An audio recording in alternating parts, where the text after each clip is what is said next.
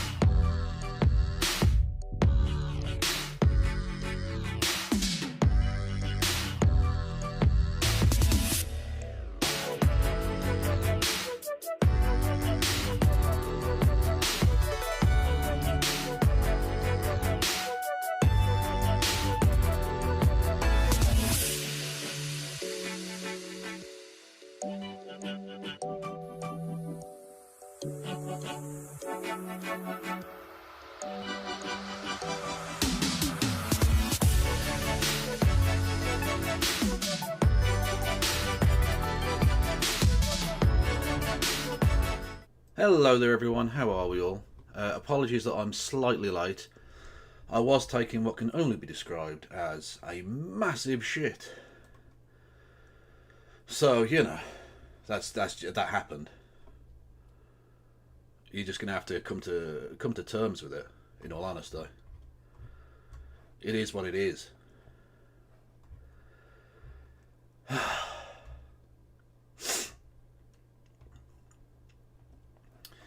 So, we've got lots of stuff to get through tonight. We will be joined by the No Justices of the MTGs variety.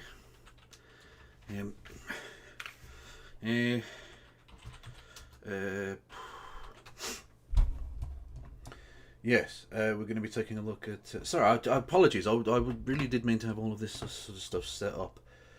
And I don't have it... where's the fucking document?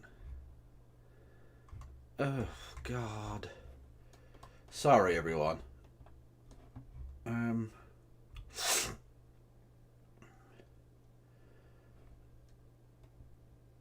Here we go. Sorry, my bad. There we go. Fuck me sideways up the arsehole sideways twice with the fucking broom handle. Anyway, catch your breath first, Kev. Well, I'm not out of breath. I'm just... exasperated, I think is the word I'm looking for. I don't know. Anyway, yeah, we're going to be on with No Justice in a moment to talk about various things, including we're going to have some Jam Man content. The Jam Man knoweth. and the Jam Man saith. Yes. We're also going to be listening to, or watching, I should say, Tony Blair being a fucking contemptible piece of shit, as always. Like, that's not surprising. But in a slightly different way than usual. And Tim Pool and various other people, lest we forget, being outed as Russian stooges.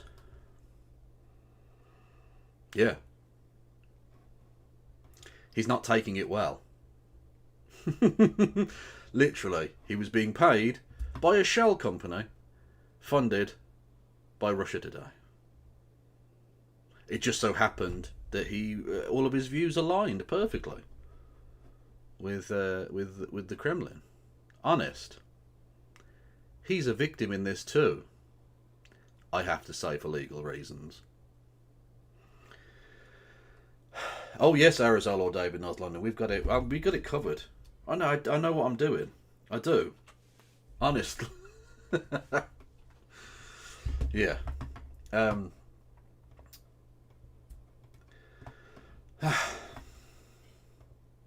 Honestly, it feels so good after you go to the toilet. I feel I'm about 2 stone lighter, and I feel much better. And on that bombshell, you can hit the follow button and subscribe. You can. I believe in you.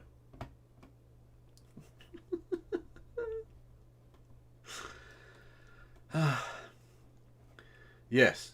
You can subscribe, you can hit the follow button, notifications, all of that shite. You can also do bits messages, 200 bits or more gets you a text-to-speech. You can do all sorts of things. Thank you, Commie Maybe, for resubscribing, and thank you, Flint Reed, with £5 donation, who says, "I hope you were given a prodigious and goodly siege, sire." Don't know what the fuck that means, but thank you, Flint. I appreciate that enormously. Thank you. Hello, Mr. Kevin Logan. Hello there, Helena. How the devil are you? I'm not doing too badly. How about yourself? Yeah. You know what? I am feeling good, and my chat knows why. I won't go into it. I'm in polite society now, but yeah, I feel better. Yes. What have you been up to? Literally nothing today. I have done absolutely nothing today. You do one of those days where you just... I mean, to be fair, I didn't stream yesterday, so I just didn't have any content to edit today. So I was just like, oh, fuck. I just got nothing to do, unfortunately. So well, yesterday I had very little motivation, and then this afternoon I didn't have much motivation either. But get myself streaming, and we're now back into the motivation. Are you a millennial by any chance? Because you sound very much like a millennial. I am a millennial. Yeah. It's all that avocado toast. It's the problem. True, but yeah, exactly. All of these high fat foods. Well, yes, indeed, or something. Anyway, so which bit of content do you want to cover first? Should we do something reacty first? I need the loo. I need something to put on whilst I'm in the loo. Okay, see, I stopped short because I thought we were in polite company, but I started off by saying I just went for a shit. So, like, we're both disgusting, degenerate filth. Absolutely. I'm now also going to join you by going for a shit. Well, you're not going to join me by going for a shit. That's not... We don't shit together. No. That's not a thing. That's not... We're not like a scat couple or something. That's not how it works. Jesus Christ. Honestly, you're going to start rumours. Okay, should we watch, whilst the Britbongers are still awake, should we get the British stuff done first? Let's do that, yeah. And we'll go with some Jam Man, I reckon. Absolutely, the Jam Man cometh. Indeed. So, what the fuck is this? Google.com wants to enter picture-in-picture automatically. Fuck off. Don't allow. Fuck off. Anyway, sorry. Don't do fucking updatey shit when I'm on air, Google. Otherwise you'll taste the back of my hand, good sir. Yes, so, Grenfell Tower, which for those who don't know, maybe you're American or whatever, was a massive tower block where people lived and then people died because of, I mean, I would just call it social murder rather than it being a catastrophe. But whatever. A fire broke out, and because the outside cladding on the building was essentially, I think, soaked in paraffin or something, I'm not entirely sure, because it was cheaper, these people were just allowed to essentially fry. They burned to death. Or died of smoke inhalation, whatever. Dozens of them died. And no one has been held accountable whatsoever. And they released a report yesterday, which essentially is a government whitewash attempt, in all honesty, because they basically are not going to hold any of the people accountable to account. So I don't care that it's got nice words about it being a disaster, etc., etc. It fundamentally means that the powerful get protected yet again. And the Jam Man had his say about it. So, I presume Helen has gone for the aforementioned ablutions. So I will continue regardless.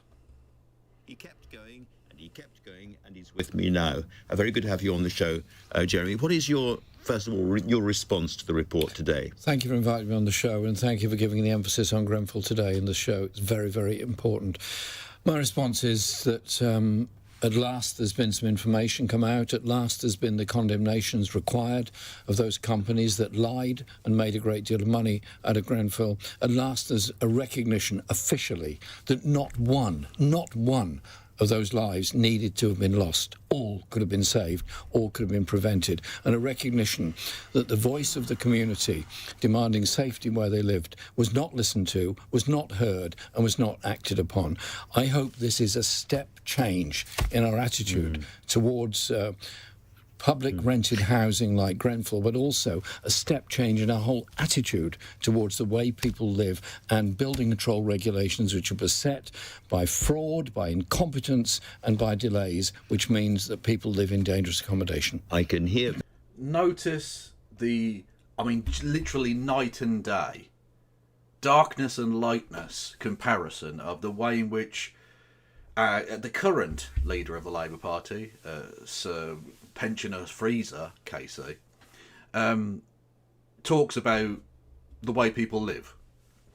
Notice the way in which he will talk about them as if they're kind of a nuisance that he can sacrifice because of difficult decisions, etc., etc. Not a single note of compassion in anything he says about these things. And the way in which the man that we were told was literally Hitler, the worst person ever, actually gives a fuck about people.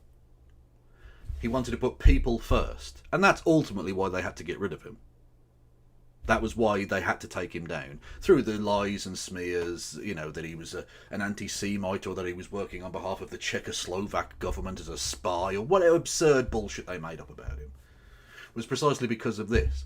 Because if he'd been Prime Minister, these people wouldn't have gotten away with this. Hopefully, if he'd been Prime Minister, this wouldn't have happened in the first place. But if it had happened, he wouldn't have just swept it under the rug, as now Conservative and Labour governments have done.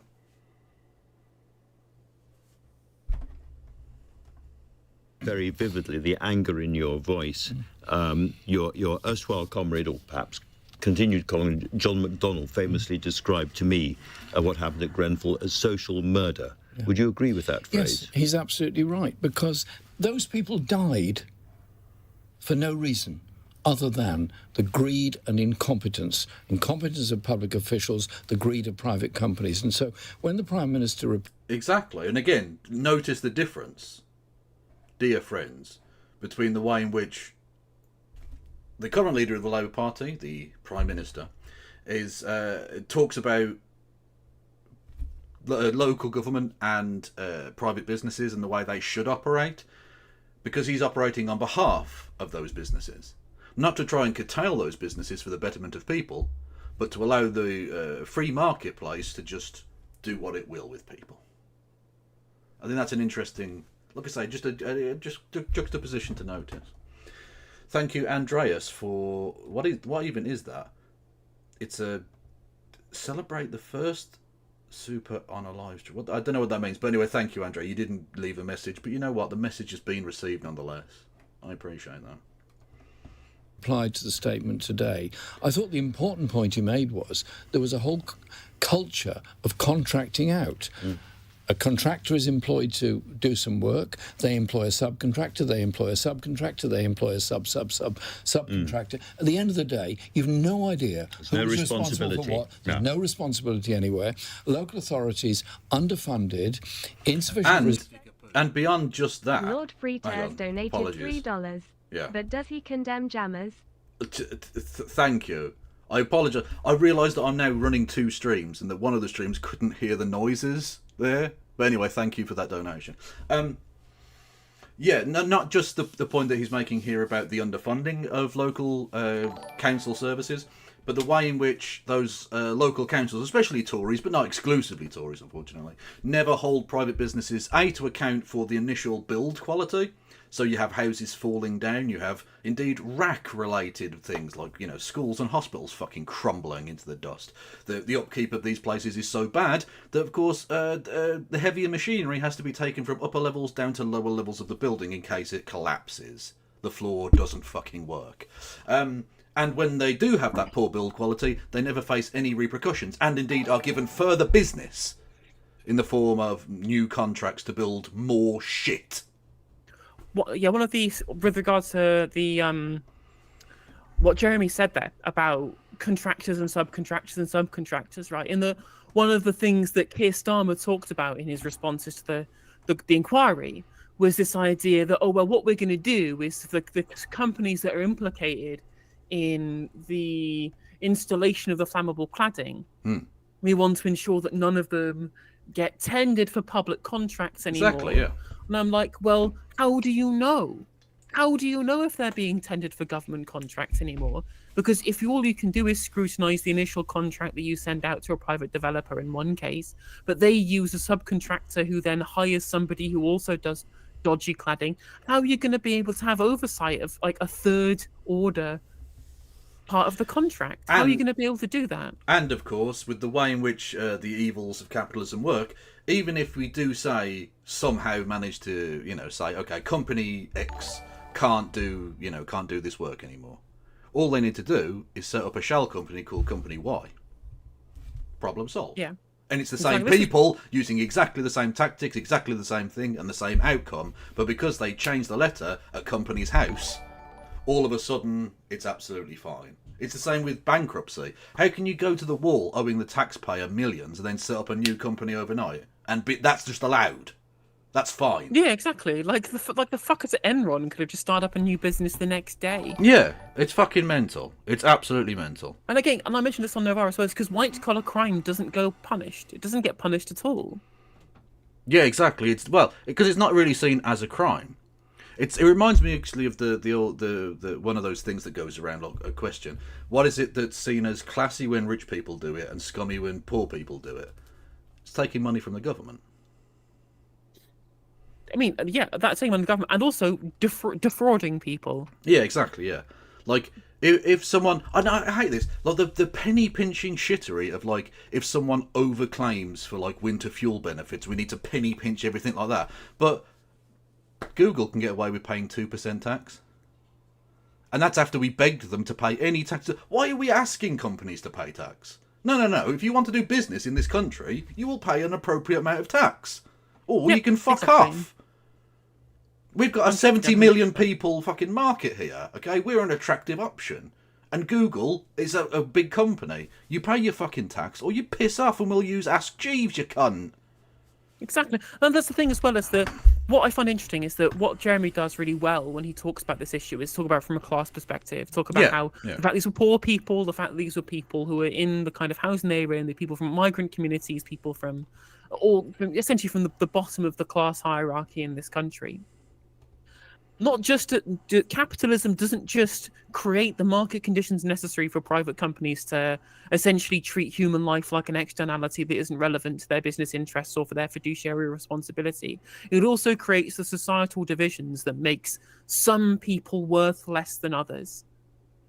Yeah, well, exactly. Yeah, of course. If 10 people had died in Mayfair, this would have been solved overnight. This wouldn't be an issue. And like even if there was a fire, that because cladding had been put up on, say, like some rich person's like penthouse suite or whatever, and they were people who had to flee their homes, for example. Maybe a few people probably would have died, but people had to flee their homes or whatever. They would have been put up somewhere immediately if they'd lost their housing. How long did it fucking take to rehouse the people in Grenfell? Jeremy Corbyn was leader of the Labour Party at the time. People called him fucking insane for that idea of requisitioning hotels in the nearby vicinity to house the people who just had their fucking home burned down. Exactly. What the fuck is this country? Like, we are a rich enough nation where we can say, okay, even if we have to pay these companies or the owners of the houses or whatever, London is replete with empty houses. At the very least, in the short term, these people have nowhere to go. You can literally see the place they used to live in. It's like a fucking burnt match in the sky. We're going to put you up in some houses, and if we have to pay at the end of the day to some fucking, even if it's a Russian oligarch or whatever, we're requisitioning these for the purposes of the state. That's just the way it fucking goes. Exactly. And you should recoup the money for it from the stupid fucking companies. Well, exactly, crabbing in the first place. Or just, stop this capitalist nonsense of home ownership in the sense that we mean it. Yeah. But anyway, that's a rather larger issue. Yeah.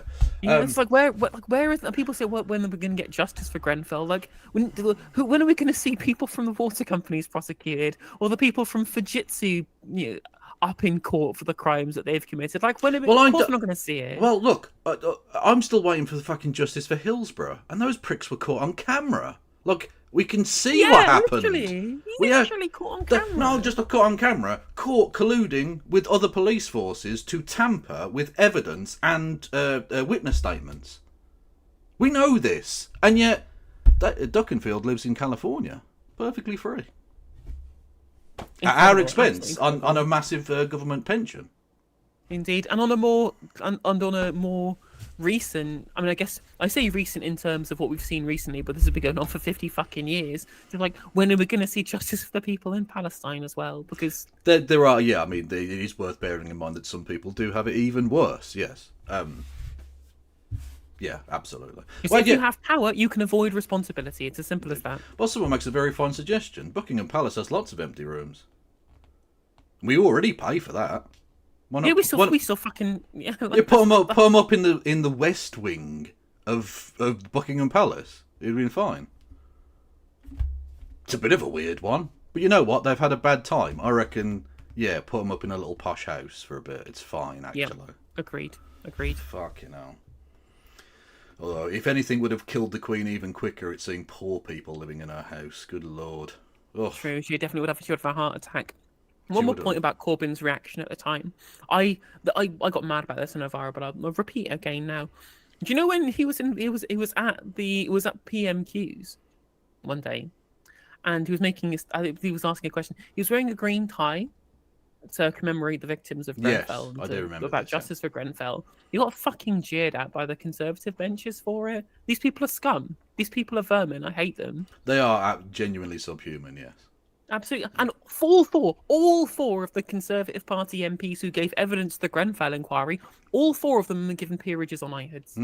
And, interestingly, I was reminded of Eric Pickles, a man whose name should be instantly forgettable, who's an awful person.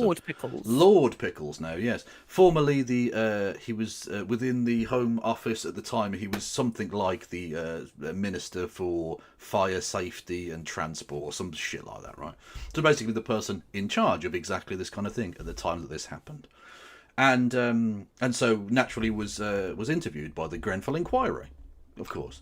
And took time out of that proceeding to ask that they essentially hurry up because he wanted to make his lunch meeting. Jesus.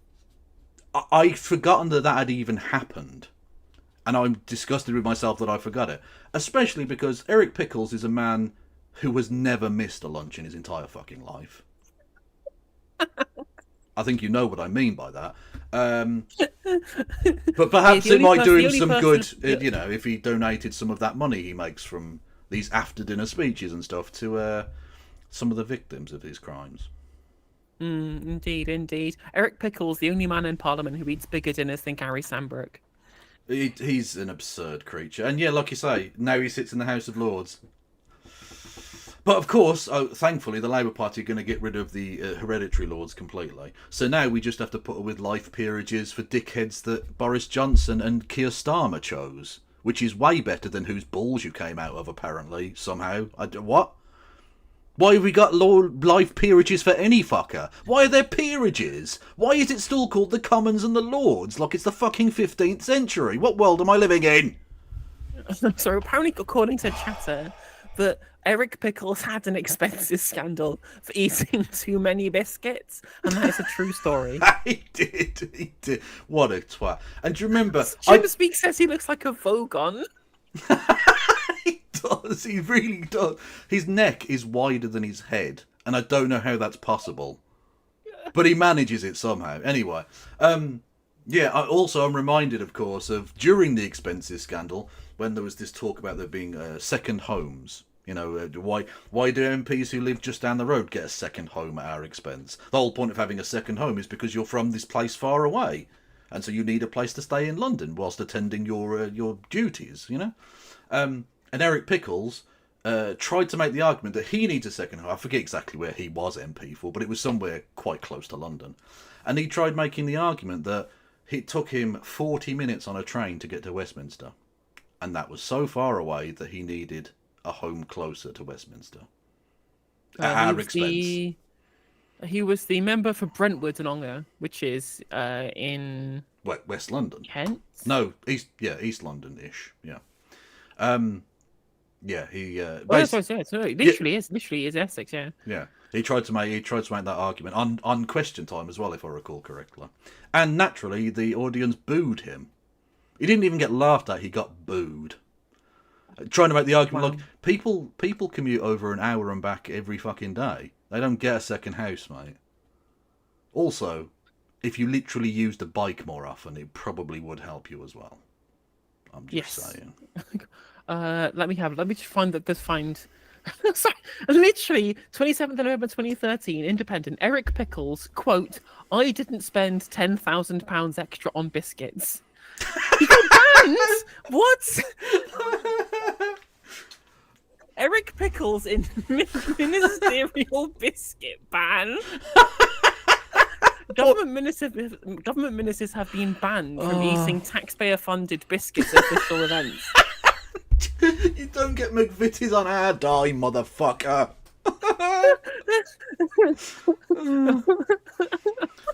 That's ludicrous. Oh, God, imagine that being your fucking your heritage. Is what did you do, Grandfather Pickles, in Parliament when you were a politician? Oh, I was annoyed that I might miss my lunch date because I happen to have been involved in the social murder of dozens of people, and biscuits. And biscuits. How much was? Let me see. Have a look. Also, how do you even spend that amount on biscuits? Are you fucking feeding the 5,000? How many biscuits can a person get through? Look, I understand. He probably has lots of meetings, lots of people, but still, at most you're getting through a packet of meeting. Come on now. It was for that. So it was broadly for their hospitality budget. So when we have meetings, if people come from a long distance, we'll give them tea and biscuits. It was a £10,000 overspend. 10 grand overspend on biscuits. You know what? The Tories are right. Government spending is stupid, and we should stop it immediately. I've decided. What's this? A self-proclaimed flag enthusiast, Pickles took a personal interest in ensuring that the English county flags be regularly flown from the Department for Customs, Communities and Local Services. He urged more people to fly the flag on St George's Day and encouraged public bodies to adopt a common sense approach to flying their flag. He's just a twat. He's just a twat. Yeah, there you go. I mean, we could do like bespoke insults as much as we want, but at the end of the day, guy's a twat. He is an absolute dwad. I just have to say a couple of things. First of all, thank you, High12, for the £20 super chat. Love the stream. Appreciate the support. Stu with the 5 gifted. Bill with the 5 gifted as well. And Jack with another $4.99. If you want to go further back, Shock Therapy starts with Tennessee. Sheila Nixon literally said we're going to make their economy scream. That's true. We were talking about shock therapy before we joined the stream. So thank you, Jack, for correcting me. Well, literally, yeah. The timeline. Yeah. Pinochet was literally schooled by the Chicago schoolboys who went there and taught the fascists how to do uber awful capitalism, whilst he was hosting torture chambers which involved the rectovaginal insertion of rodents. I trust me. I read the No Mass, the Truth and Reconciliation Committee report on Chile, and it is unbelievably gruesome, like really unbelievably bad. Yeah. There was one place called the Discotheque, which was a residential house known as that because it used to blast music so loud in order to cover the screams of the people being tortured inside. But apparently the British government didn't know they were using torture. Well, there you go. Says Margaret Thatcher. Just assumed everything was okay. It's fine. Yes, on that point of torture, and if watching my streams is torture, trust me. Thank you, Jim Speak, for 10 gifted, and James Holmes for 10 gifted. Much love to you. Isn't it great getting the gifted memberships on YouTube? Because you know the people can afford to dump huge amounts of gifted memberships on you, and it doesn't cost them like an arm and a leg to do it. True. Very much so. Yeah. Are you enjoying being remonetized on YouTube, Kev?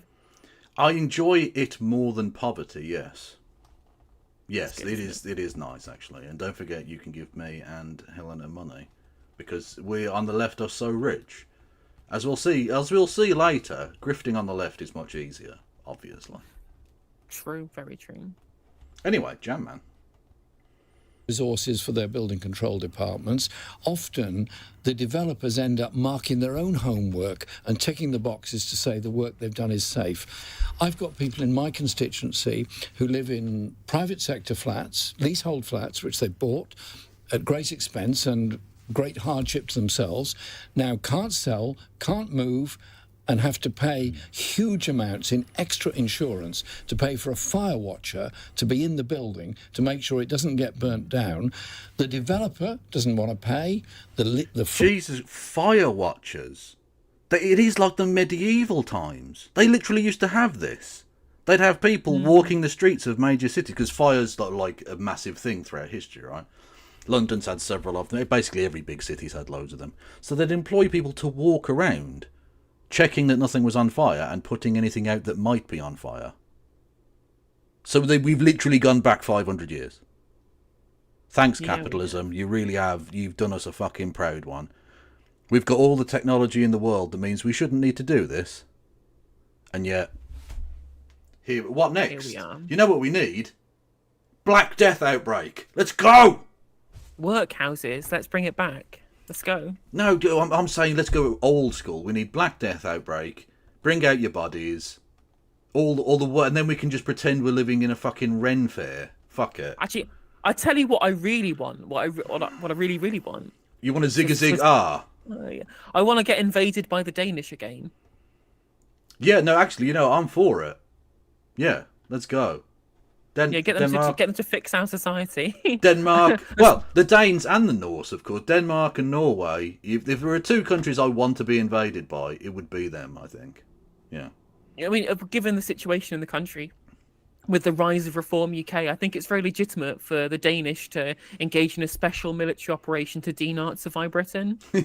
True. And to be fair, we're so shit it would only take us 3 days to overtake us, to be honest. most people would go, yeah, come on in, lads. Yeah, go for it. What about Grant Shapps' laser weapons? True. But they are Grant Shapps' laser weapons, so presumably there's a bus replacement service for them. I don't know. Freeholder doesn't want to pay. Nobody wants to pay, so the only people suffering are those that live there. That's not right. Yeah.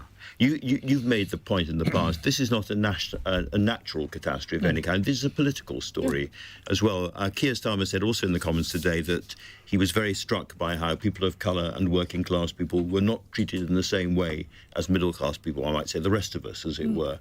Your reflection on that? I've often made the point that Grenfell, abominable, appalling, terrible loss of life and everything else, had this been a private development, totally private development on the Bayswater Road, with flats being rented out at £1,500, £2,000 a week, I'm sure they'd have all been put in the Savoy or the Hilton within a few hours of the fire. It would all been sorted out, And this is why the establishment had to get rid of him, because he was an actual threat to their order, because he saw through it all. He wasn't just going to go, oh, let's whitewash it, let's thank the police and the fire brigade for their services, ignore all the victims and their families, let's have done with it. No, there'd have been people going to fucking jail for this.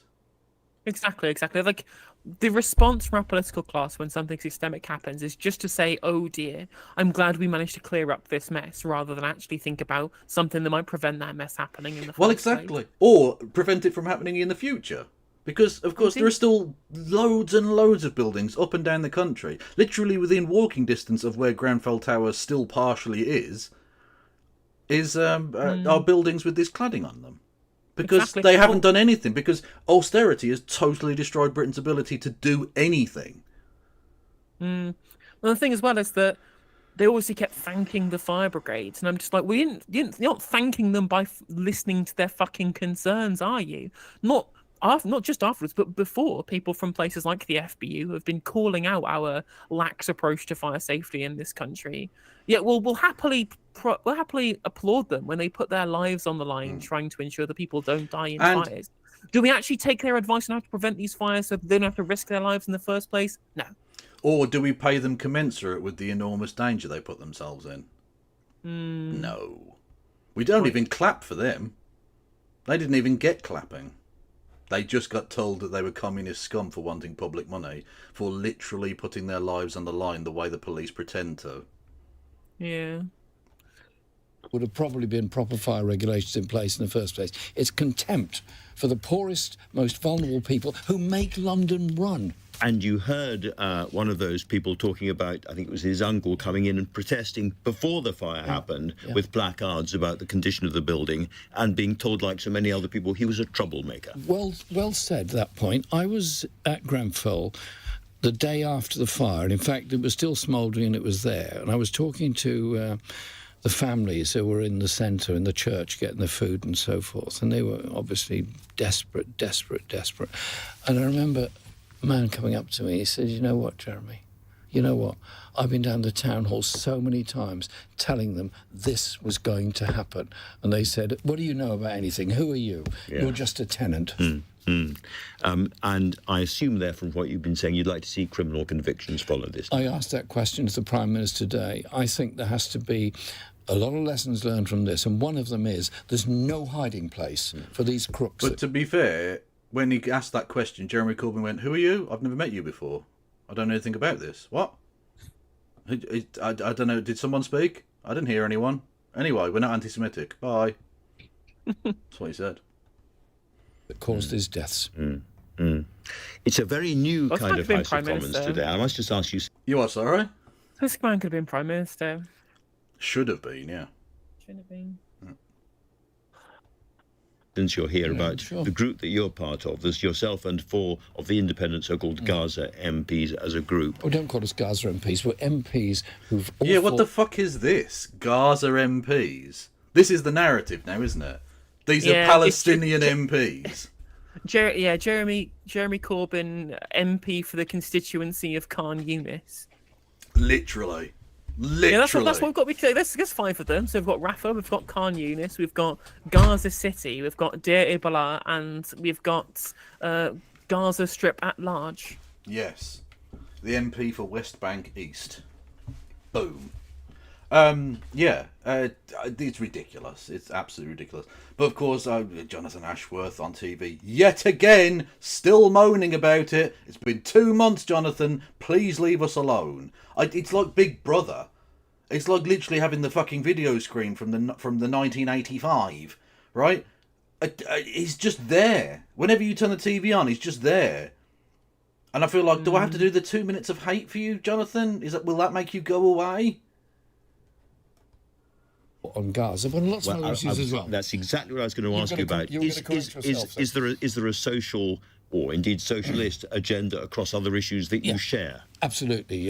We have a very strong position on arms sales to Israel and Gaza, obviously, and thank you for recognising that. But we're also very clear about ending the 2-child benefit cap and not taking the winter fuel allowance from most older people. Oh, so And communism we're then? making a number of social statements as well. And You're sort of on your way to a manifesto. Well, it's early days. We've only been here a few weeks, but we're getting on very well To be together. fair, We're working very close. You don't really need to do that much homework to understand what Jeremy Corbyn's political positions would be. if he was a high-profile member of a new political party. You don't need to do too much broad thinking to understand what their positions would end up being. Communism, yes. Yeah, exactly. Yeah. Closely together, and we're supporting each other, and so it's a great step forward. I don't think it's a state secret to say that there are some current Labour backbenchers who've lost the whip, who are not very happy with the direction of the party. Is there an open door for those who'd like to walk through it? Listen, those are my friends. I've known all of them for years and years and years, and of course we talk all the time. Listen, if you're a member of Parliament, you've got a responsibility to speak out, and I will always speak out about the two-child benefit, about the fuel allowance, and about the horrors of Grenfell. Jeremy Corbyn, thank you very much indeed for coming on the show tonight. You're most welcome. Andrew Marr, fucking platforming Hitler. Can't believe he did that. Exactly. This is outrageous. Outrageous. Well, I think other notes. I think Google Meetings doing the wrong microphone again. Oh, motherfucking shitty piss flaps. Oh my god. Is that better? Oh, that is. It's crisp. Unbelievable. Fuck you, Google. Honest to God. I gave some absolutely top quality analysis or whatever we knew for to the toilet. And it must have sounded awful. I had my headphones in whilst I was on the loo, so I could hear you. Yeah, no, it must have sounded trash though. I'm really annoyed. Your camera microphone isn't actually that bad, but I can tell that I could tell that it. So it's rubbish then. No, it's fine. It's rubbish. It's rubbish. Oh, genuinely. I mean, it took me this long to notice. So. Oh, fair enough. I think if you change your default audio and video settings in whichever browser you use... I think you literally told me this last time, and I can only repeat. I don't understand what these things mean. Okay. If you go, it should be in your settings somewhere. If your settings, audio, video, and then there'll be drop-down menus for... Again, you've lost me. Okay. Totally lost me. Look, you've got to think of this as like you're talking to a fucking caveman. Like, you've got to explain what the internet is. What is this audio? What is this fucking car thing? What's that about? Like, well, but back in my day, we didn't have these newfangled steam engines. Exactly. The radio. Well, hang on. So someone can project their voice through the air. What kind of witchcraft is this? What is this recorded sound malarkey? Anyway. Francis in chat saying Marr is another fraud who was a Trotskyist when he was younger, now another neoliberal shill. I mean, the bit where I now know that Marr is just like not even attempting to try and pretend to be left-wing anymore is with just how much that he absolutely loves slurping up Keir Starmer's semen on the regular on the New Statesman YouTube channel that I've now unsubscribed from because it's just any amount of Hannah Barnes I have to see on my feed is too much Hannah Barnes because that woman is a fucking grotesque little rat. But even so, like Andrew Marr, he does not stop sucking off Starmer. Talking of grotesque little rats, I literally just mentioned him. There he is in the fucking suggested. There he is. Oh, for fuck's sake! All the people I could have brought on to talk about Grenfell, fucking Jonathan Ashworth. Jonathan, you lost. What do we have to do to get rid of you? Please leave me the fuck alone. This feels like harassment. It feels like you're stalking me. Oh. It's just fucking everywhere. I heard when he was a fucking shadow minister, when he was an actually elected official, you saw him maybe once every couple of months because he was a nobody. Who gives a fuck? And now he's just on TV like he's the fucking Anton Deck or something. The fuck is this? It's ridiculous, isn't it? Did you ever watch Coupling when it was on, Kev? I did, yes. In 2000s. Remember the very first episode? It's when Jane and Steve are still dating, and Steve is trying to break up with Jane, and she's like, "I don't accept.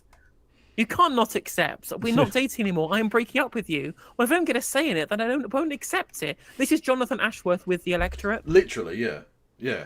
No, well, you say we're breaking up. I disagree. Yeah, the unflushable, the unflushable Ashworth. He really is incredible. Literally a steaming turd that will not go away.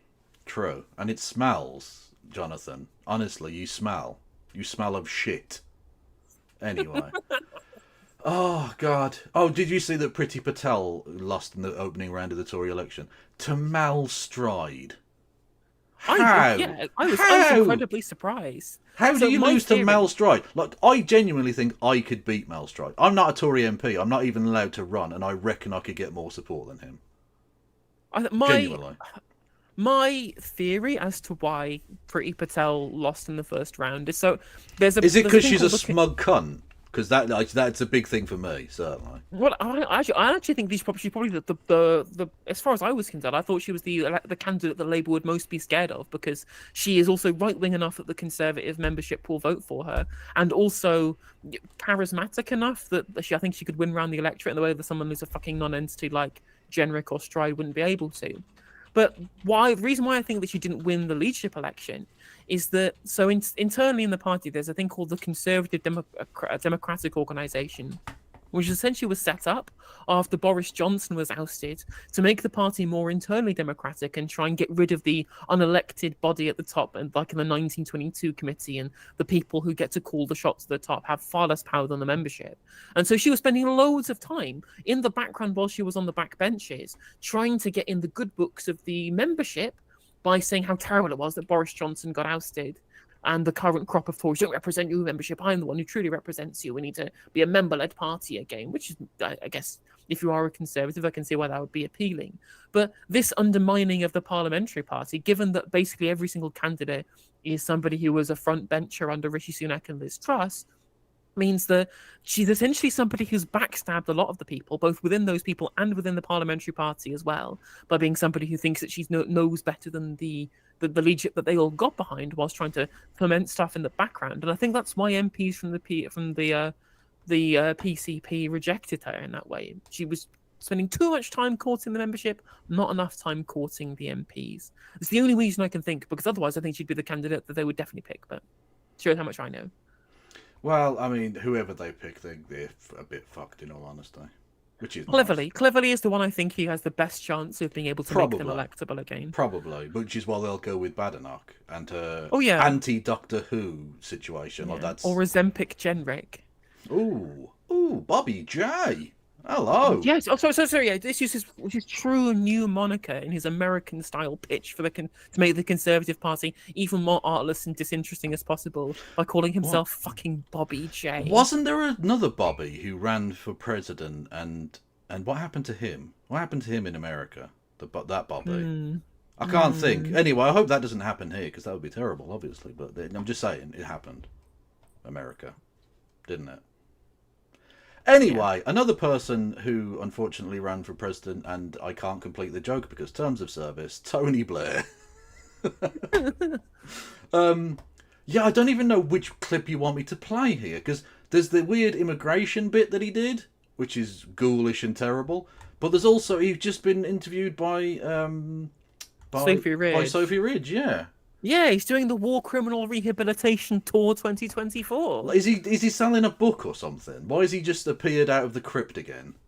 No, guess remember he's obviously the Tony Blair Institute, his fucking Saudi blood money funded think tank, has got the ear of the Labour leadership. So he's now back full time, being somebody who's intimately connected to the very top of British politics. So he's got all of the ins now, all of the links between the lobby media and the Labour leadership. They now all have those same links to the TBI because they're so intimately connected to each other. So we're just going to keep seeing more of Tony Blair. They try, like, this man's approval rating is like minus 30. What are they doing? Why is it not minus 100? Really, I ask you. Honestly, actually, we should watch the immigration clip first because it Okay. absolutely. I mean, I think it's really telling of the kind of. I mean, his racism was over, but I think it underpins a lot of the subtle racism, or at least the subtle kind of, racist beliefs that a lot of Remainers kind of hold but pretend not to. Yeah. Oh, Especially conservative Remainers, yeah. especially conservative to Lib Dem switchers over Brexit. Indeed. Where? Oh, I can't find that particular. Hang on, Blair Of immigration. course, Amal Rajan was the interviewer. Okay. Rajan.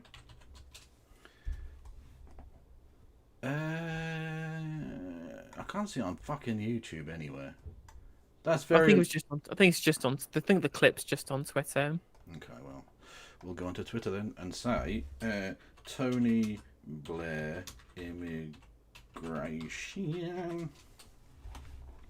Why have I not spelt it with an R on the end? It's not Tony Bly. That doesn't make any sense. He does Tony Bly a lot. He does. Tony B. Liar. Absolutely.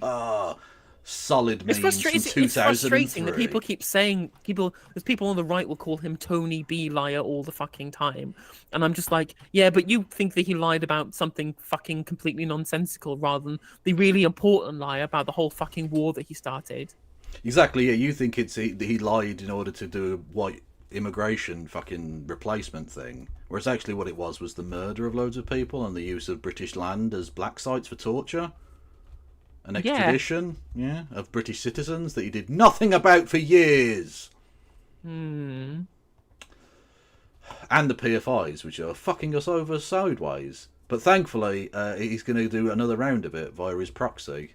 I know, but Stella Creasy is going to have a parliamentary watchdog to ensure that we get value for money from PFIs this time. I'm sure that will definitely work. Fantastic. And I'm sure none of Tony Blair's dark money Saudi backers will be making anything from those contracts. I'm sure there's no scratching of backs at all. No, definitely no NHS data going to get sold off to his AI mates at Palantir. Not a sausage. No. He's got the best interests of the people at heart. Anyway, here's some racism. And by the way, if you do end up trying to do this, is what we've done with Brexit, what's the result? We've now got higher levels of immigration than ever before, and we've swapped out usually single people coming from Europe, as I say, to work in things like the hospitality sector, for families from Asia and Africa. I mean, how has this helped us? Yeah, so white is right, apparently, according to Tony Blair. Yeah. I'm paraphrasing slightly there. Yeah. Now, if I were to be generous, and I'm in no mood to be generous to this ghoul, but if I were, you could make the argument that what he's trying to do in the most cack-handed way possible is to make the argument from the perspective of a racist Brexiteer who doesn't want to have migration, but is less bothered by migration from white places because at least you just walk past them in the street and they're just a white person. You don't know that they're Polish or whatever. Whereas if they're a brown person, you automatically notice that much more often, right? So from the perspective of the person he's making the argument sort of on behalf of, or from their perspective, how has this helped? And there is actually a point to that, and I did make that point during the Brexit referendum, that actually what we were going to have to do was to have lots of non-white immigration, which racists wouldn't like, from places like India, because in order to get a free trade agreement, India wants lots and lots and lots of student visas. Lots. Exactly. And we will still need people to come and work in health and social care. Exactly. But people support this. People broadly support people coming and immigrating here. Even the people who really hate all of immigration as a fundamental part of their political position, they still want us to have people to work in health and social care. Yeah, but I'm not prepared to be generous to Tony Blair because he's a horrible racist piece of shit. So actually, he's just doing racism, the casual racism of middle class Brexiteer twats. Yeah, I trust Aditya Chakraborty, who said very much the same thing, and then said, "Yeah, I watched the full context. Doesn't make it any better. He was just doing racism." I think Labour Beyond Cities, who tweeted out something. This is David Littlefair, who's running for the Labour NEC from an interesting perspective.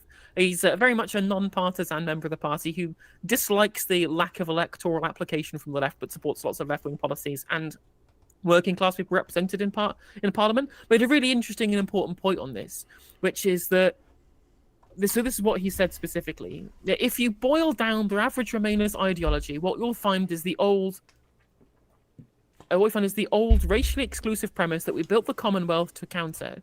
Britain owes far more to Asia and Africa than it will ever do to Europe, continents whose people helped us when the Europeans tried to destroy us. Yep. And that is 100% true. Absolutely. Well, it's a relatively common placard that you see at these places.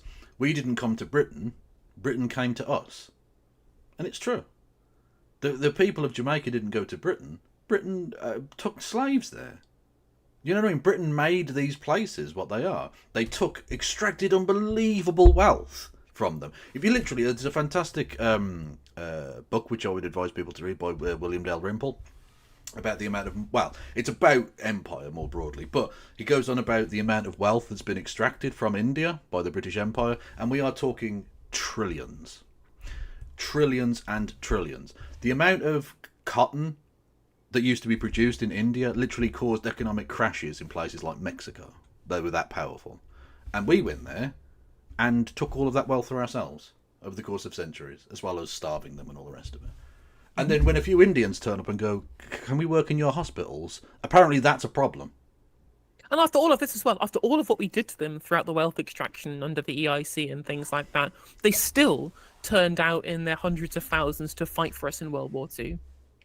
Yeah, literally the largest ever all volunteer army ever raised on Earth was the Indian Land Army. 2.5 million Indians signed up to protect the border with what would now be Myanmar, Burma, from the Japanese, so the army could be freed up to go to Europe and fight there.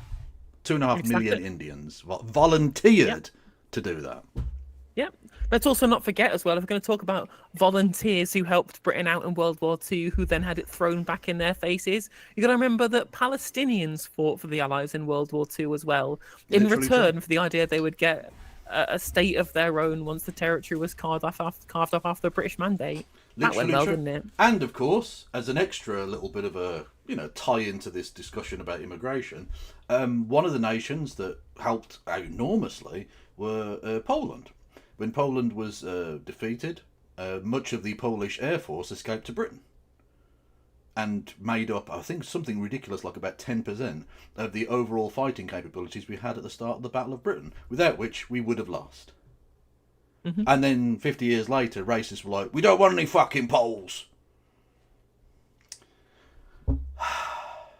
Yeah. It makes you weep for humanity. Pretty much. Well, there's a point out somebody asking about the people living in social housing. How many Americans or Canadians claim benefits live in social housing? Well, immigrants don't have recourse to public funds. Yeah. So whilst they may live in social housing, they won't be on benefits. But second of all, there's a reason why Canadian and American immigrants are much richer than people who come here from the subcontinent, and it's literally because of the resource extraction that we're talking about. Not only did obviously we not do that to America and Canada, or at least not after we were kicked out after America gained independence from us, way before a lot of the colonial countries that were. Look, I do have to take umbrage with the idea that America is really independent. It isn't. They're claiming to be independent, but I refuse to accept the reality of that situation. Yeah. They still owe us for all that tea in Boston Harbor. We haven't fucking forgotten. Okay? And I see it as like a kind of civilizational rumspringer. We're allowing America to have its wild moment in the city. It's going to do this independence malarkey for a few more centuries probably or something, and then they're going to come back into the warm embrace of Britannia, where they belong. And things as well as the other point I was going to make on top of that is the resource extraction that we did from the subcontinent and places like that, which caused an influx of migration over to the UK, is the same colonial extraction that Americans and Canadians do to make them rich enough to be able to move here to not live in social housing. Well, yes and no. It's much cleverer now than it was before. Before, we did the very silly thing of actually sending people to occupy, and it's quite expensive and clumsy and all the rest of it. What they do is do it through economic exploitation. You get them economically by the balls, and then they can't rise up against you because you can destroy them in seconds. That's what they do all the time. Or you get the IMF to impose very, very awful loan terms on them. Well, then that's what I mean. Dollarized, yeah. That's exactly what I mean. Yeah, the US government doesn't have to do anything at all, really. It has its bodies like that, and if they try and do a democracy, well, we have ways of making that democracy go away. Look at just vaguely waves at all of South and Central America.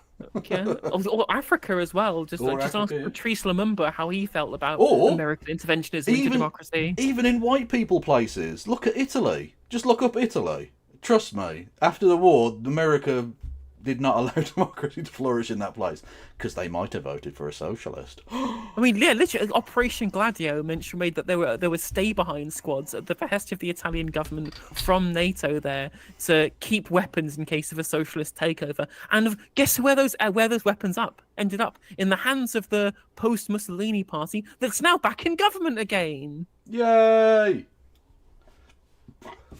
You see, when we say that NATO doesn't have the best interests of Europe at heart, this is the sort of thing we mean.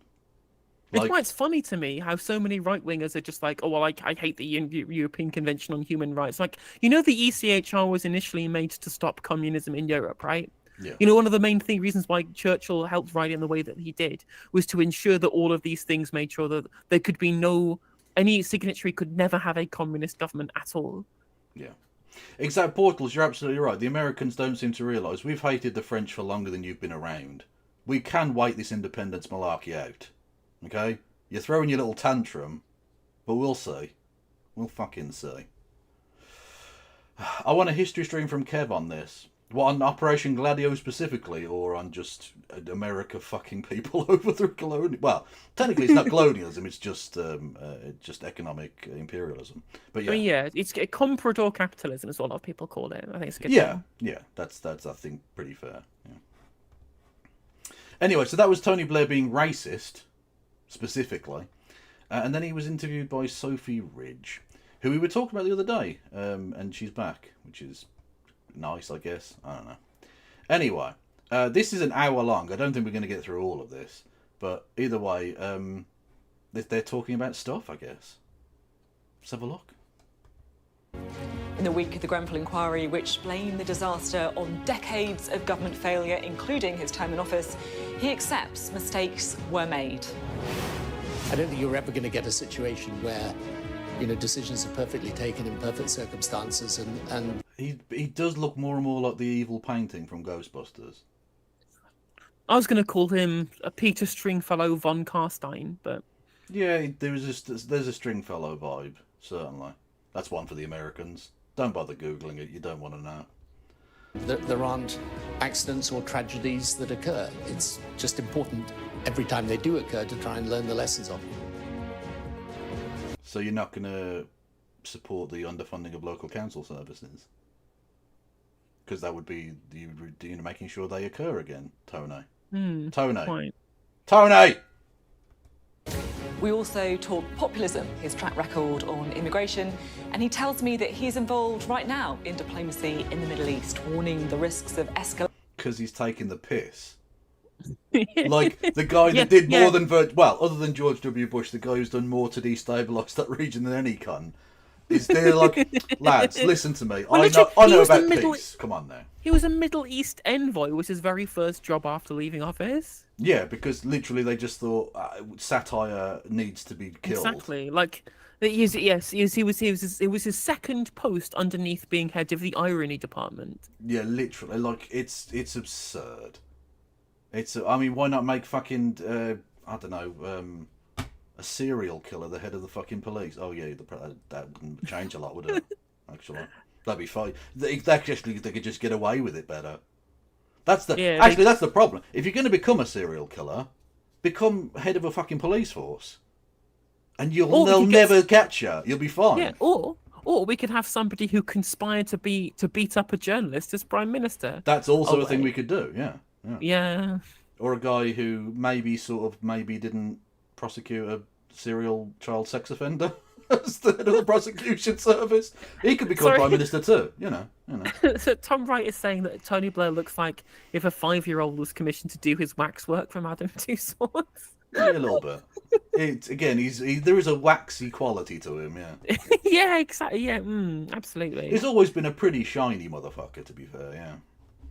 Escalation in the region are huge and urgent. Also tonight, the return of a familiar face from the Brexit years. Michel Barnier is appointed French Prime Minister. You know what's so fucking funny about that? That's amazing, isn't it? Fucking hilarious about the Michel Barnier situation. Obviously, the fact that it seems an affront to democracy that the left have no it's access to governance after being the biggest party after the election is insane. But what's funny to me is watching all of the people in the UK, the hashtag FBPE crowd, who only know him because he was the Brexit guy. They remember him from the Brexit negotiations, like, oh, this is a serious politician. Look at the vibes on him. He's absolutely screaming grown up back in the room. I was like, you know, this guy voted to keep homosexuality illegal and is from a party even more right-wing than Macron is, being installed anti-diplomatically to try and own the left with the support of the National Rally led by the daughter of Marie Le Pen, and I'm like, and you're supporting this? It just shows that Remainer politics starts and ends with, was this person Brexity or non-Brexity? Yeah, no, that is the only dividing line that matters. It's how they end up liking people like David Gork and Anna Soubry, who to this day defend the social murder policies of the Osborne administration. I'm like, yeah, we know you're a cunt, but this Brexit, they're anti-Brexit. This makes them the good guys. Yep. Water bosses are threatened with prison time as part of the government's new anti-pollution law. And as the government brings in a bill to remove hereditary peers from the Lords, which of them owe their places in Parliament to some notable figures from history? We've got a little quiz for you. Wow, you smug prick. That's your take on this story. Look at the smug. You don't deserve to be happy about what you just said. Your take on the ridiculously undemocratic system getting a tiny bit more democratic, kind of, almost, is, yeah, but didn't they come out of some ancient balls that were famous? Is literally your take on it. Oh, did you know their great-great-great-great-great-great-great-granddad was famous and he shot a load into his wife or mistress or someone else? And now they're here. And that's it. That's your take on this. We're going to quiz you on who anciently fucked and made this creature. Oh, British journalism is fucking trash. It's the worst. It's the absolute worst. And it's not like... At least with RT or your press TV, you know that it's propaganda. Yeah, exactly. It's obvious that it's propaganda with this shit. Like it's a manufacturing consent machine has gone louder in the past, but rarely so disgustingly. Yeah. Like, and it's not even the worst of it, because it's not a lie. Like, yeah, some of them do come out of famous balls and or vaginas in the past, but so what? I don't give a fuck. The whole point is that shouldn't be a way of governing. All that and more with Henry Newman and Caroline Flint, who will be with us for the next hour. Who? Do you not remember Caroline Flint? Yeah, but the other one. Oh, I guess it could be anybody. Like, the whole Parliament's changed. I wonder if I have anybody from the Liberal Democrats. Of course, they won't have anyone from the Liberal Democrats. They've only got 72 seats in Parliament. Yeah, but I'm sure Nigel Farage will be on.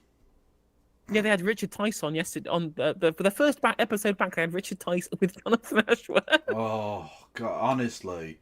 They're trying to kill me. They're actually trying to kill me, I swear. It's Thursday. I'm Sophie Ridge, live from Westminster, and this is the Politics Hub.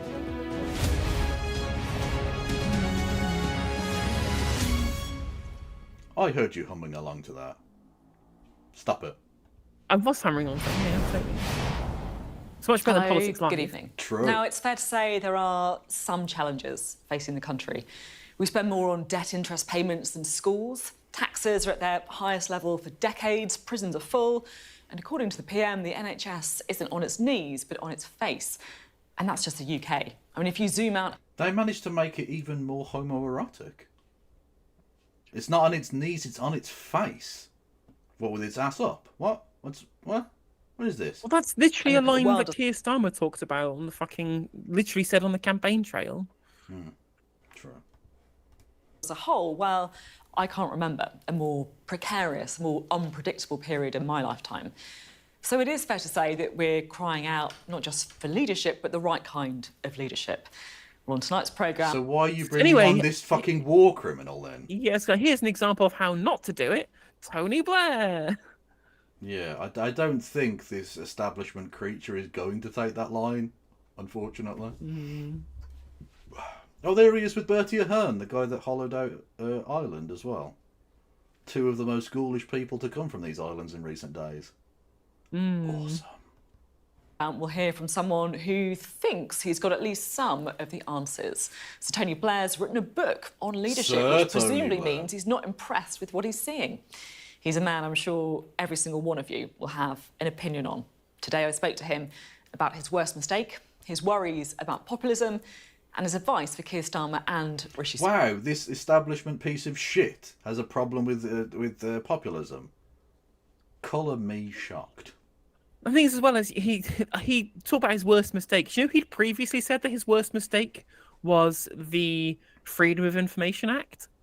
Yeah, of course, because it's the one thing he ever did that held anyone accountable ever. Exactly. Yeah. Mad shit. Sunak, let's have a listen. Thank you so much for being on the programme. Great to have you here. Thank you. So you've written a book on leadership. Does that mean you think the world needs better leaders? No, I'm not. I'm not sitting there thinking I've got all the answers. But it's a book based both on my experience as Prime Minister of a little over 10 years, but also in the work my institute now does, with 40 different leaders and more actually around the world. And So he is literally the George Soros that people imagine exists. He's got 40 leaders around the world, and he's just openly like, no, I am puppeteering lots of people. Yeah, actually, with my Dark Saudi Money Institute. Absolutely. Perfectly normal, very normal, totally not foreign interference or anything. It's lovely.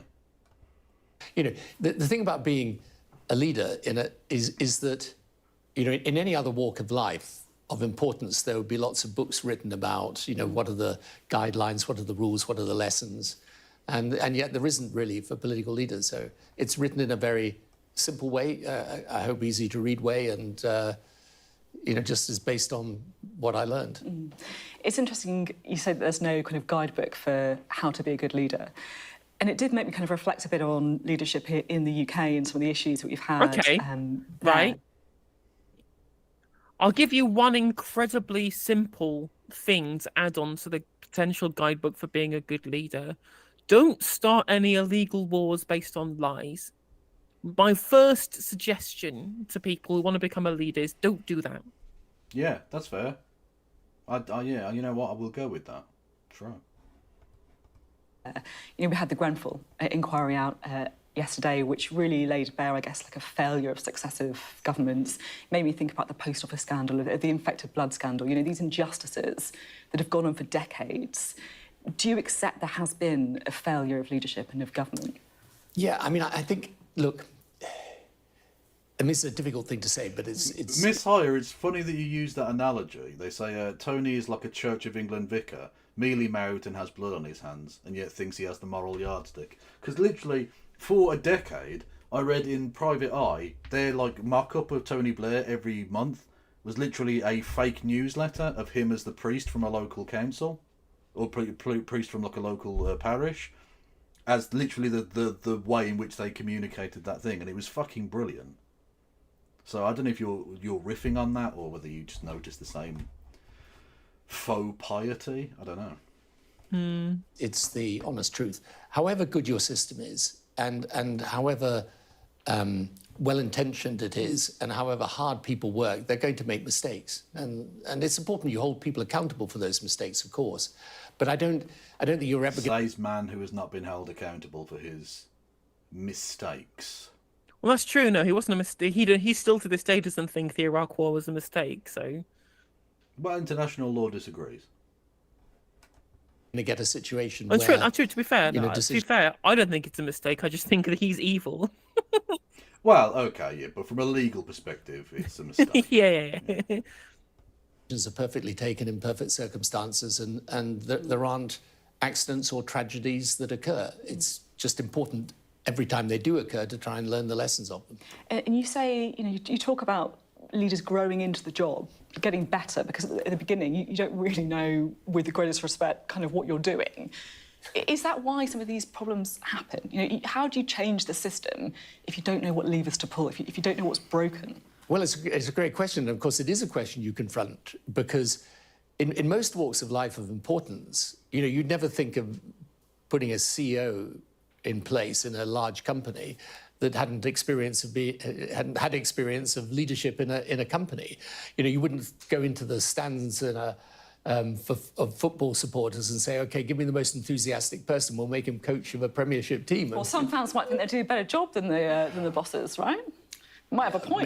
Maybe, but I think most... He's still doing the hands thing, the weird, like, I don't know, large accordion bit. Like, it's... Yeah. Honestly, it's giving me faith. It's Although making my skin crawl from 20 years ago. Although I think Tony Blair was the progenitor of the thumb point, if I remember correctly. Probably, yeah. He was actually a very, very cutting-edge politician in terms of his use of visual, like, imagery and stuff. Like, if you notice that one of the tricks they used, when he and his wife would, like, shake hands with people in the crowd, if you actually look closely, it's always them grabbing the back of somebody else's hand. They're not actually shaking hands in a normal way. He grabs the back of the hand and shakes it so that he can be the one to let go. Because you don't want people like hanging on, because it looks awkward then if you're literally pulling your hand away. And it's just little tricks like that. They fucking mastered it. It was a psyop for the ages. Even most fans would say, no, I think we want someone who's had a bit of experience. So it is an extraordinary thing. And one of the reasons I wrote the book is that... Right, but you do have a leadership... Jesus Christ, you've been leader of the opposition. Like, this analogy doesn't work because you have been a leader. You've been a leader of the cabinet. As Prime Minister, basically your job is to keep an eye on all of the fucking idiots that are running the departments and make sure they're doing sort of what you want them to do. So, and you've been doing that anyway as the Shadow, so you already do have that experience. Now, I'm not saying it doesn't change stepping up, knowing that your decisions actually really make a consequence now. It's a lot more pressure on it, but you do have that experience. Yeah. So it's not true that you're coming into this completely blind. Well, to be fair, Keir Starmer hasn't had any experience doing any leadership because he's not been doing the leading. That's all been Sue Gray and Morgan McSweeney and Pat McFadden. That is true, yeah. Although, to be fair, and now Jonathan Ashworth. That won't change. So actually, he just needs to go out there and sell their ideas. Yeah, no, the thumb point is when they go like that, they do the... It's almost like they're trying to break their own fucking wrist or something, you know? Yeah. You know, it is difficult. You do learn a lot as you're doing it, but if you can shorten that learning curve, it's to your advantage and to a country's advantage. And the really interesting thing is, when you look around the world today, the difference between the countries that succeed and fail, it's all about the quality of governance and decision-making. Or, like, poverty enforced by imperialism? Warfare? Natural disasters? None of this it's just leadership. Okay. Yeah, just leadership. You know, you can get the countries of... Honestly, if I was running Bangladesh, it'd be fucking awesome. People would love it. It'd be the richest country in the world. Like, what are you talking about? Side by side, same resources, same potential, same opportunity to succeed or fail. One succeeds, the other fails. It's all about the quality of the decisions. And therefore, if you can help leaders... This is meaningless. At least ask the right questions about how they set themselves up to succeed rather than fail. Don't do bad things, do good things, things better. Okay, well done. You've mastered the code. You've cracked it. Yeah. It should be good. What was your biggest mistake? The biggest. I mean, I always say to people, it's for me to know and others to find out. But I'm sure there's a lot of people who would say it's over post 9/11 and Afghanistan and Iraq and so on. Okay, that's a rare moment of actual introspection. Well, no, he said other people would say it's that. But you... So therefore he knows that that's what the perception is, at least. Yeah. But, you know, I've debated that issue many, many times. Is that what you think, though? It's easy to say what other people might think, but what do you I think for me, the thing that I learned most is... You weren't asked what you learned, you twat. You asked what was the mistake you made that was the biggest mistake. You just say the Freedom of Information Act. We know that's the case. We know that's what you believe. You've said it before. The need right at the outset, if you're going to make change, to assemble the right people and the right policy in place that's going to deliver you long-term structural change. Jesus fucking Christ. This is just pablum. Like, yeah. It is pablum. What you need is good people and good idea.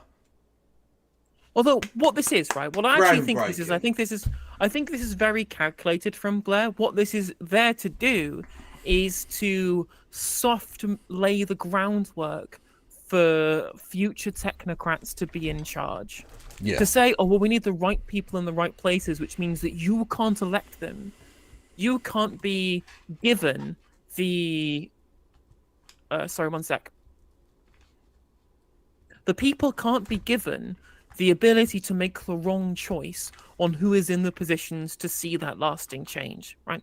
That's the important thing that he's saying here. This is why, because of course he's in bed with a bunch of these technocrats in the AI sector throughout all of these kind of California, Silicon Valley tech bro startup people who's got ins with the Tony Blair Institute and all of these different sectors that he's essentially an advocate for with government policy, with his connection to the Starmer leadership.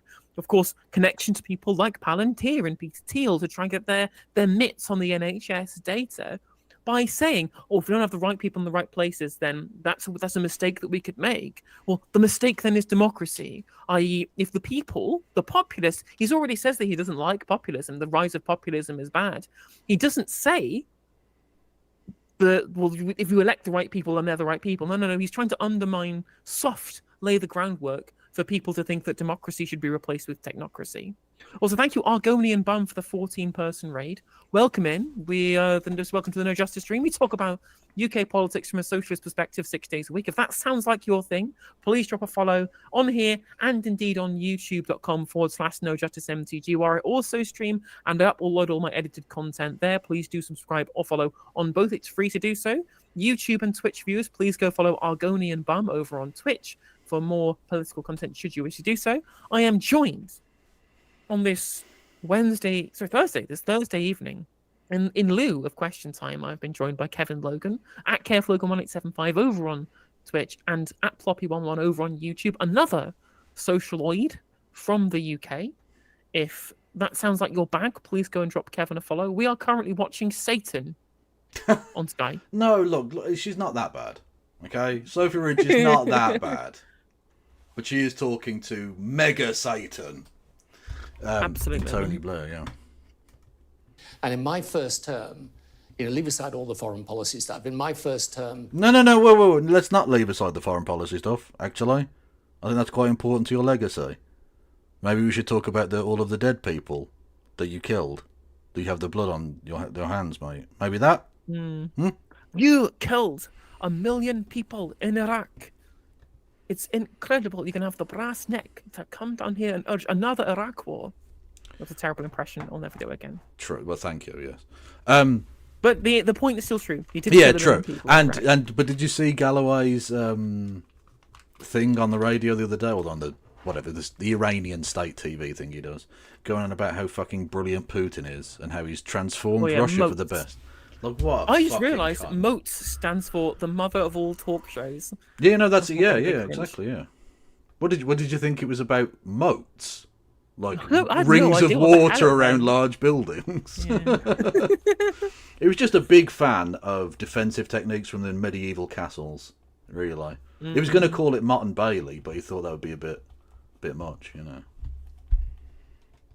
When we tried doing reforms, they weren't, although we did many reforms, they weren't in health and education, law and order particularly, they weren't the reforms I really... It's also funny, right?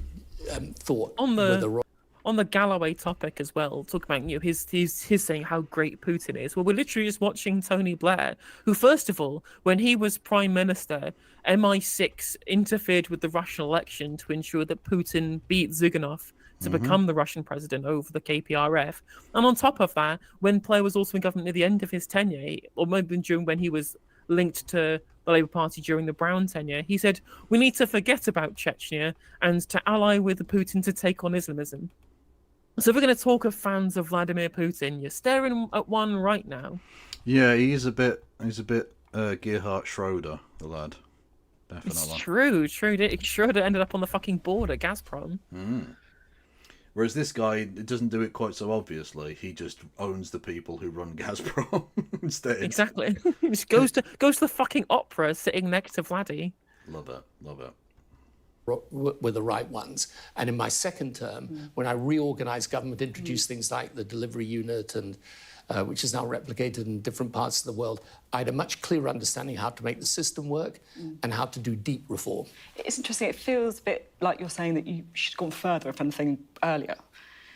You talk about the best leaders being change makers. And it's hard to say, when you came into power in 1997, you did quite a lot of radical stuff quite early. You gave the Bank of England independence. You talked about the minimum wage. You look at Keir Starmer, he's cut the winter fuel allowance. He's made a few speeches about how difficult everything is. Do you think he needs to be a bit more radical? Well, I think he will be radical as he sets out he set out these missions, And But now is the time, isn't it? This feels to me like this is part of the message of what you're saying. You've got to make the most of when you've just been elected. Yeah, I think push through and get things done. That's true, but I think to be fair, when we came into office, there were certain very clear things that we were able to do that just created a different atmosphere, a different sense of where the country was going. Because, remember, there were still huge amounts of discrimination against gay people. We didn't have a minimum wage. We didn't have a mayor of London. We didn't have devolved institutions. I don't want to watch this man suck his own penis. Can we actually not, Tony? I don't. This is not edifying. The thing is, like, the fine things that he's talking about here in terms of the change that they brought in government. But the question, of course, is about the fact that Starmer isn't actually doing much change. Starmer's not actually doing much change. And Blair is out there saying, give him time, he'll do things that are radical. Well, there was nothing radical that was proposed in the manifesto whatsoever. He has no mandate to be radical at all. It was doing the same thing over and over and over again. And the results will be just as bad when the red team does it. When actual change was on offer, he says good leaders are change makers, the ones who favour a change. I'm like, well, you said that you would rather the Conservatives be in power than Jeremy Corbyn. And he got Jeremy his wish. Corbyn was the actual... Yeah, Corbyn was the actual one promising change. So again, he doesn't actually want change. What he wants is his team to win. That's all he cares about. And when I say he got his way, I don't mean just that he lost in 2019. I mean the Conservatives are in power now instead of Jeremy Corbyn. Exactly. Yeah. And he got his way. In fact, nobody's going to touch his fucking property empire. True. But the Bank of England was still, essentially, interest rates were set by politicians. These were things that we were able to do. Well, that's crazy. Things that affect everybody's life and ability to financially survive was being controlled by elected officials. That's madness. No, give it to some technocrats. Yep. That's a much better thing for a democracy. That were very obvious to do. I think it's a much tougher situation today, but it will all depend on these missions that he set out. And, the government's got to, it's going to have a fair run of doing that. I mean, the thing that I am saying in the book and what I think is open to question, but definitely should be debated, is this technology revolution that I say is the single biggest thing going on in the world today outside of all the geopolitics, is that the thing the government should focus upon? And my view for any government today around the world is that this is a new era of technological change, and to be able to understand it and master it and harness it is going to be the essential determinant of success. You talk about AI. Pause one sec. AI. So what's frustrating here is I don't necessarily think that he's too far off the point here. It is going to be important to understand how we use technology in the future. But what he wants what he's saying with this is that our government should just get into bed with these private AI companies rather than owning them. Again, the issue with AI is how much it reduces our reliance on human labor could be an emancipatory step forward in terms of how humanity operates by replacing unnecessary labor time with reduction in with labor saving devices, essentially through the use of technology, through the use of AI. But first of all, if it's owned by capitalists, all of the additional productivity that we'll get from that, all of the financial gains from that productivity gain will go into the hands of the mega rich and into the elite, which is bad. That's a bad thing. That's what they're paying him to try and say that we should harness AI for, is the profits that they're going to get by having him lobby for that shit in government. When obviously the important part is we need to own that collectively so that the productivity gains can be shared between all of us. So we have to work less and we can still be more productive and more prosperous because of it. And that's the opposite of what he's saying here, which is what's tilting.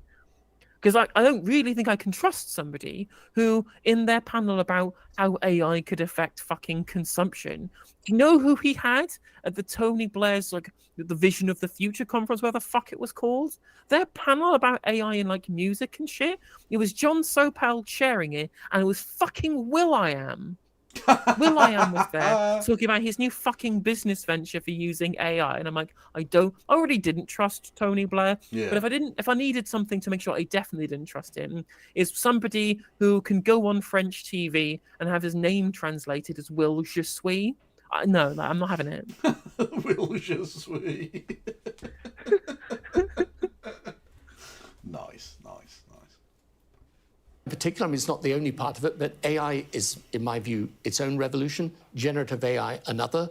And when you get finally to artificial general intelligence, which is the next development over the coming years, I think the changes that is going to bear to make in the way government functions, public services function, never mind private sector companies, is going to be enormous. So if you take the health service to... Oh, God, he literally wants, like, AI hospitals or something, doesn't he? Oh, God. Oh.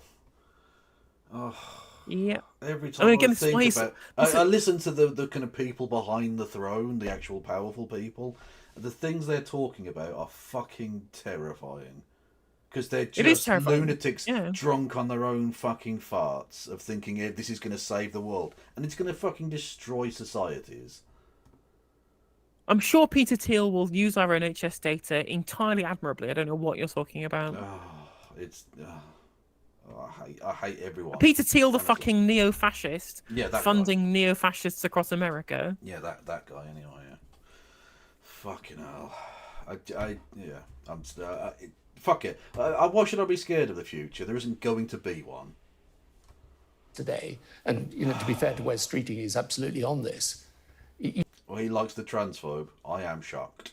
Under no circumstances should I ever say that Wes Streeting you got to hand it to him. Yeah, no, you really don't. No, actually, no. I was going to do a very bad joke that would have gotten us both literally thrown off the internet. I won't do it. It's fine. I'll tell you off air. You're not going to reform the health service other than through the application of technology. Through giving people electronic health records, using health data properly, making sure that we can switch to early prevention of disease rather than curing disease. So, and actually I could take you across the whole of government and give similar examples. So for me, this is the big question.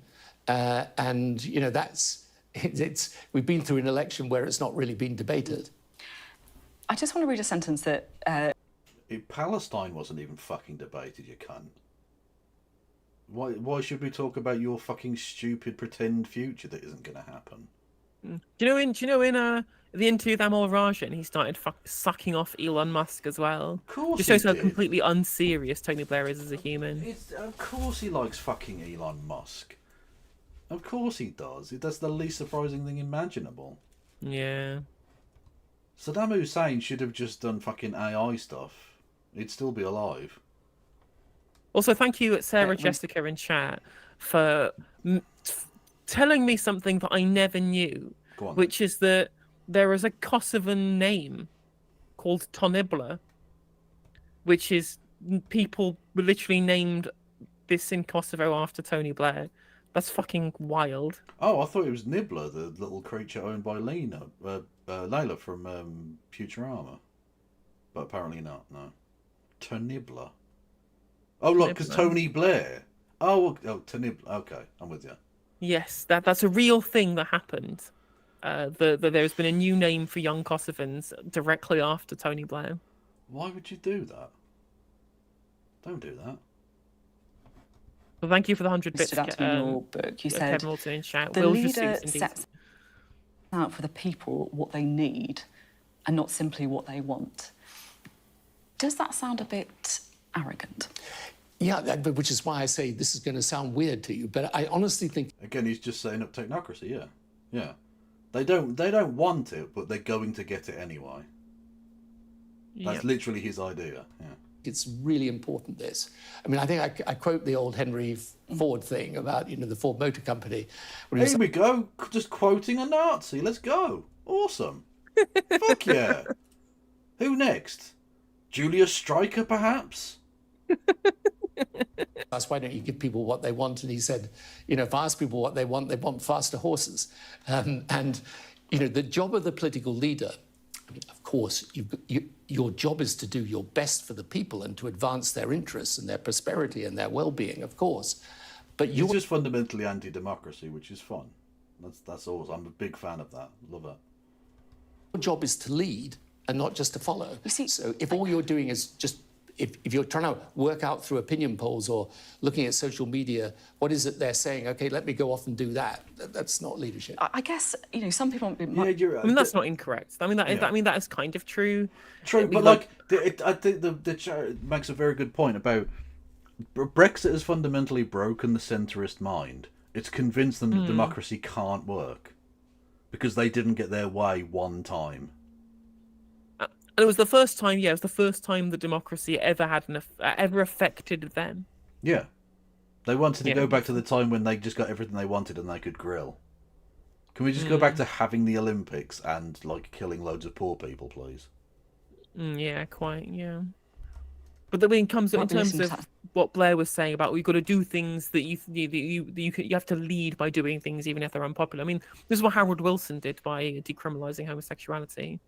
Yeah. Triggered Michelle Barnier with that one. True. Thinking, what you're saying is, the people, they don't really understand what they need. I know. Oh, the great leaders, we know what you need. Don't worry, we'll just sort it out for you. Yeah, this is something you can probably only say when you're not running for election, right? I mean, I remember having a conversation with someone in the course of the Brexit debate, and I was explaining the single market and why it was important Britain stayed in the single market, and Wow, are you surprised? People had this prick were arguing in favour of remaining, that the people of Britain went, "Nah, we're good. We'll do the opposite of this. What this prick wanted." Actually, the person who had literally overseen their industries being dismantled in their towns and cities across the north. The man who essentially betrayed their trust, betrayed the Labour Party as a institution in this country and its heartland supporters, chasing middle-class voters in middle-income constituencies in the south that Labour had not won often. Yeah, they were definitely going to listen to him, especially after the fucking Iraq War and the financial crisis. Because he was going to get elected at the start of the biggest fucking asset bubble. Not just that, but he also is the guy who's silly people of Britain. You might not want this, but come on now. We know better than you. We, the technocratic elite, have decided that we're going to remain in the European Union. And he's surprised that people went, fuck you. We're not doing that. No, bollocks to you. Because he genuinely, fundamentally, again, it's the centrist position. He's not political. He's just right. There's no such thing as an opinion. There's just the correctness, and then everyone else is incorrect. Yeah. He sort of said to me after a time, look, you're just this typical elite. You're just trying to say that you know more about it than I know. This is it. It doesn't. You know what I said to him? I said, I do know more because I've been Prime Minister for 10 years, so... I hate this cunt. I just hate him. I just hate this prick. You might every fibre of my being. You might understand more about the actual mechanisms that allow this thing to operate, but in terms of the impact on people's lives, which is the thing they're voting about, you don't know more. You actually don't. And for you to be so fucking arrogant and clueless, you're in a fucking democratic election. You weren't standing, but it was a democratic election. And you were like, you're an idiot. Please vote the way I want you to. Which is just instantly going to make people think, fuck it. No, I was undecided before, but you're a cunt, mate. I'll do whatever the opposite of what you want is. Yeah, absolutely, absolutely. The Viking Nephilim in chat. I wanted the UK to stay in the EU, but since Brexit overnight in January 21, your coffee export business died. I mean, that's the problem, is that there were real material impacts to all of these things outside of just... people not being able to go on skiing trips to the south of France or whatever. There were huge material impacts. In fact, one of the people that I know who runs a Magic the Gathering card trading business, who mostly sells to the EU, voted for Brexit because he was told that it would be able to get him to corner the UK market. And I'm like, this isn't how this works. This isn't how any of this works. But it was allowed to be sold the stream because the people advocating for the other side didn't make a fucking convincing case and had spent the entirety of the time, whilst being the technocrats at the top of the tree, talking down to people who had alternative opinions on this. Yep. And now, because of their hubris in government and their hubris trying to explain the things that they believe that they know better than everybody else. They failed to convince the broader public, and now people have to deal with the consequences for ourselves and our economy. And again, because they've never felt that they needed to bring anyone else along with them, because again, everyone just agrees. Because everyone they know agrees. Everyone in the Westminster bubble agrees. The neoliberal consensus is this is the way to go. And then the pesky people went, no, we're not doing that. And they couldn't, they literally fried their democracy chip. To the point where they're just like, no, fuck it, no, we need to enforce technocracy on these people. It's fucking ghoulish. Actually, I mean, it doesn't make me smarter than you, doesn't make me better than you, but you've got to get the... I mean, you do think that, though. Like, it literally, in a very literal sense, it doesn't make you better. But you do think you're better. And that comes across very, very clearly. Relationship right between political leaders and the public today. Otherwise, you end up in a situation where, you know, it's a good thing that we're not in an age of deference, and it's a good thing that people challenge leaders. But that means you've also got to bring people into your confidence as a leader and say to them, look, these are difficult decisions, and you can't just put a set of demands on my desk and say, go meet them all. But is there a risk, though? Look, I just want to talk a bit about the riots, and I think it's very important with, you know, at the outset, I'm not in any way suggesting that the violence and the rioting that we saw on the street is in any way reflective of what the majority of people think, right? But it was traumatic. It was a traumatic, shocking, quite frightening moment for the UK. Is there a risk that, I guess, the far right are giving a narrative to people who don't like the establishment? They don't feel that they're being listened to. They feel that they're being patronised. Yeah, absolutely. But and you're completely right in what you say. Honestly, I don't know how... There's like an... What's the opposite of an imposter syndrome? I don't know. Whatever that is, just false confidence. Dunning-Kruger, mental delusion, whatever. To have Delusions of grandeur. Just to have said the thing he just said about, like, no, I do know more about this than you. Literally just explained how actually him patronising working class people was a good thing and awesome. She then asks the very pointed question, well, do you feel that that's a thing? And he's like, yep. Yeah, no, I do think that that's the case, yeah. So you're doing the thing that you know will embolden fascism. Yeah. Brilliant. Exactly. What a great... Yeah. I definitely want to read your book about leadership then. Fucking Christ. Thank you for the bits. These aren't difficult decisions. Difficult decisions are do you heat or eat or do you feed yourself or your kids? Yeah, exactly. Yeah. Because... You've got to take responsibility for that, haven't you? As, of course you do. But here's the thing that you've got to do. Taking responsibilities... Not the same thing as saying, OK, this is what you think, so I'm just going to go and try and do it. You've got to engage people in a dialogue. And you've got to, I mean, in respect to the rioting, look, it's clear you have to... Again, not the left, though. No, you don't have to engage the left in dialogue, just the far right. Yeah, it's always this the pixelated boat memes. Like, no, but things, politics. Politics is all about compromise. So compromise with the left. God, no, I'm in compromise with racists. Yes. Deal with it, and I think the government and Keir dealt with it extremely well. But, you know, yes... By pretending it wasn't happening for a week? And then still planning on going on his holiday? That was dealing with it extremely well, was it? Because, like, what's the point of a Cobra committee if when there's an emergency, you don't do it? You don't call it? You wait for like a fucking week. Yeah. Not ideal, actually. No. You've always got to be looking at the underlying grievances. But here's the difference between leadership and followership. You know, it's not just a question of listening to the grievance and then just doing whatever, you know, is the latest wave of opinion on it. It's actually looking at the grievance and thinking, how do we deal with some of the fundamental questions? This is why I always say about immigration, you've got to have a policy that deals with it, that deals with the... You raised immigration enormously when people did not want that. Now, I don't care. It's not a thing I really give that much of a fuck about, in all honesty. In terms of, like, getting worked up about it. I realise there's an issue, but I also realise we need immigrants, so, like, whatever. But you absolutely were one of the causes of this, because you did it surreptitiously in a way that definitely undermined poorer communities. Yeah, he didn't take people with him, even if it was like There wasn't any kind of referendum or anything. There wasn't a specific fulcrum that you can say people did or didn't want it in very specifically democratically.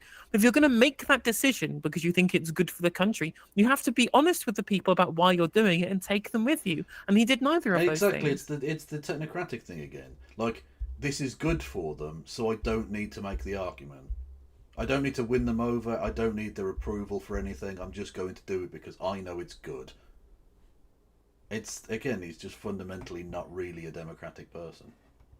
The anxiety of people that the system is without A lot of control. people would say, you're to blame for some of the distrust around things like immigration.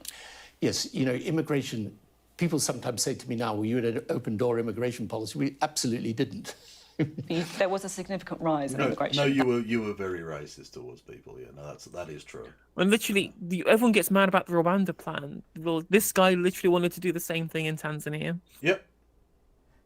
Because fundamentally he's a conservative. Yes. Yes. That is fair, isn't it? There was a rise in immigration because, of course, our economy needed people to come in. And a lot of that immigration came from people from Europe coming to our country. And at that point, we did have freedom of movement within the European Union. But immigration was still less than half of what it is today. And on asylum, which was the real issue, as I came in, there was escalating asylum claims. We reduced those very substantially and were dealing with the claims so about the people 5 times as... thing is, people are coming here as economic migrants. The thing that people seem to get mad about the most, which is why people try and talk about asylum seekers as being economic migrants rather than asylum seekers. Because actually in this country, most people dislike asylum seekers because they get lied to, thinking that they're not actually true asylum claims when they are. When I actually explain to people how asylum works, a lot of people outside of real headbangers think, oh, well, that makes sense. But they have to get told that it's economic migrants coming here for a better life, not people fleeing persecution. So you're saying that honestly the people who really did need to come here, the people who were fleeing the wars that we fucking started, we reduced that shit. People just want us to come here on their jollies to try and make the best life they can in the UK. Something that I agree with, personally. I agree with this approach to migration, but clearly the public are less hot on it than I am. But in terms of morality, I think it's more important to offer safe refuge for those fleeing persecution than those who just want access to our labour market. And again, it's fundamentally this kind of imperialist mindset of the people who we can exploit, they can come in. The people who actually need our help can fuck off. Exactly, 100%. It's a genuinely grotesque attitude that Britain has always held. It's fucking gross. The speed of today. So, the idea that we, towards the end, by the way, I put forward what is the only solution. If you want to deal with immigration properly, you've got to know... Would you say that was like the final thing, the final attempt at a solution there, Tono? Is that what would you call it that? Who's got a right to be here and who hasn't? Because at any one time, the biggest problem on immigration is you have a large number of people, could be anything from 750,000 people, who are here without permission. And that's why in the old days it was about identity cards, but today a digital identifier is important for all sorts of reasons. Oh, Jesus Christ, he's going to get Keir Starmer to introduce digital ID cards. Yeah, absolutely. The thing that we know everybody hates. Keir Starmer, record low approval rating, speed run, personal best attempt. He's literally, he's Ashworth on fucking steroids or something. Because he's been griping about this for 20 fucking years. The fact that this got turned down by his own government, by his own parliament, by the people. No one wanted the ID cards. It was one of the most unpopular things since the last unpopular thing he did, right? People fucking hated it, and he's been seething for 20 fucking years, and now it's back. But now it's just a digital ID card. You just won't be able to access anything on the internet or do any banking or anything ever again if you do some wrong thing.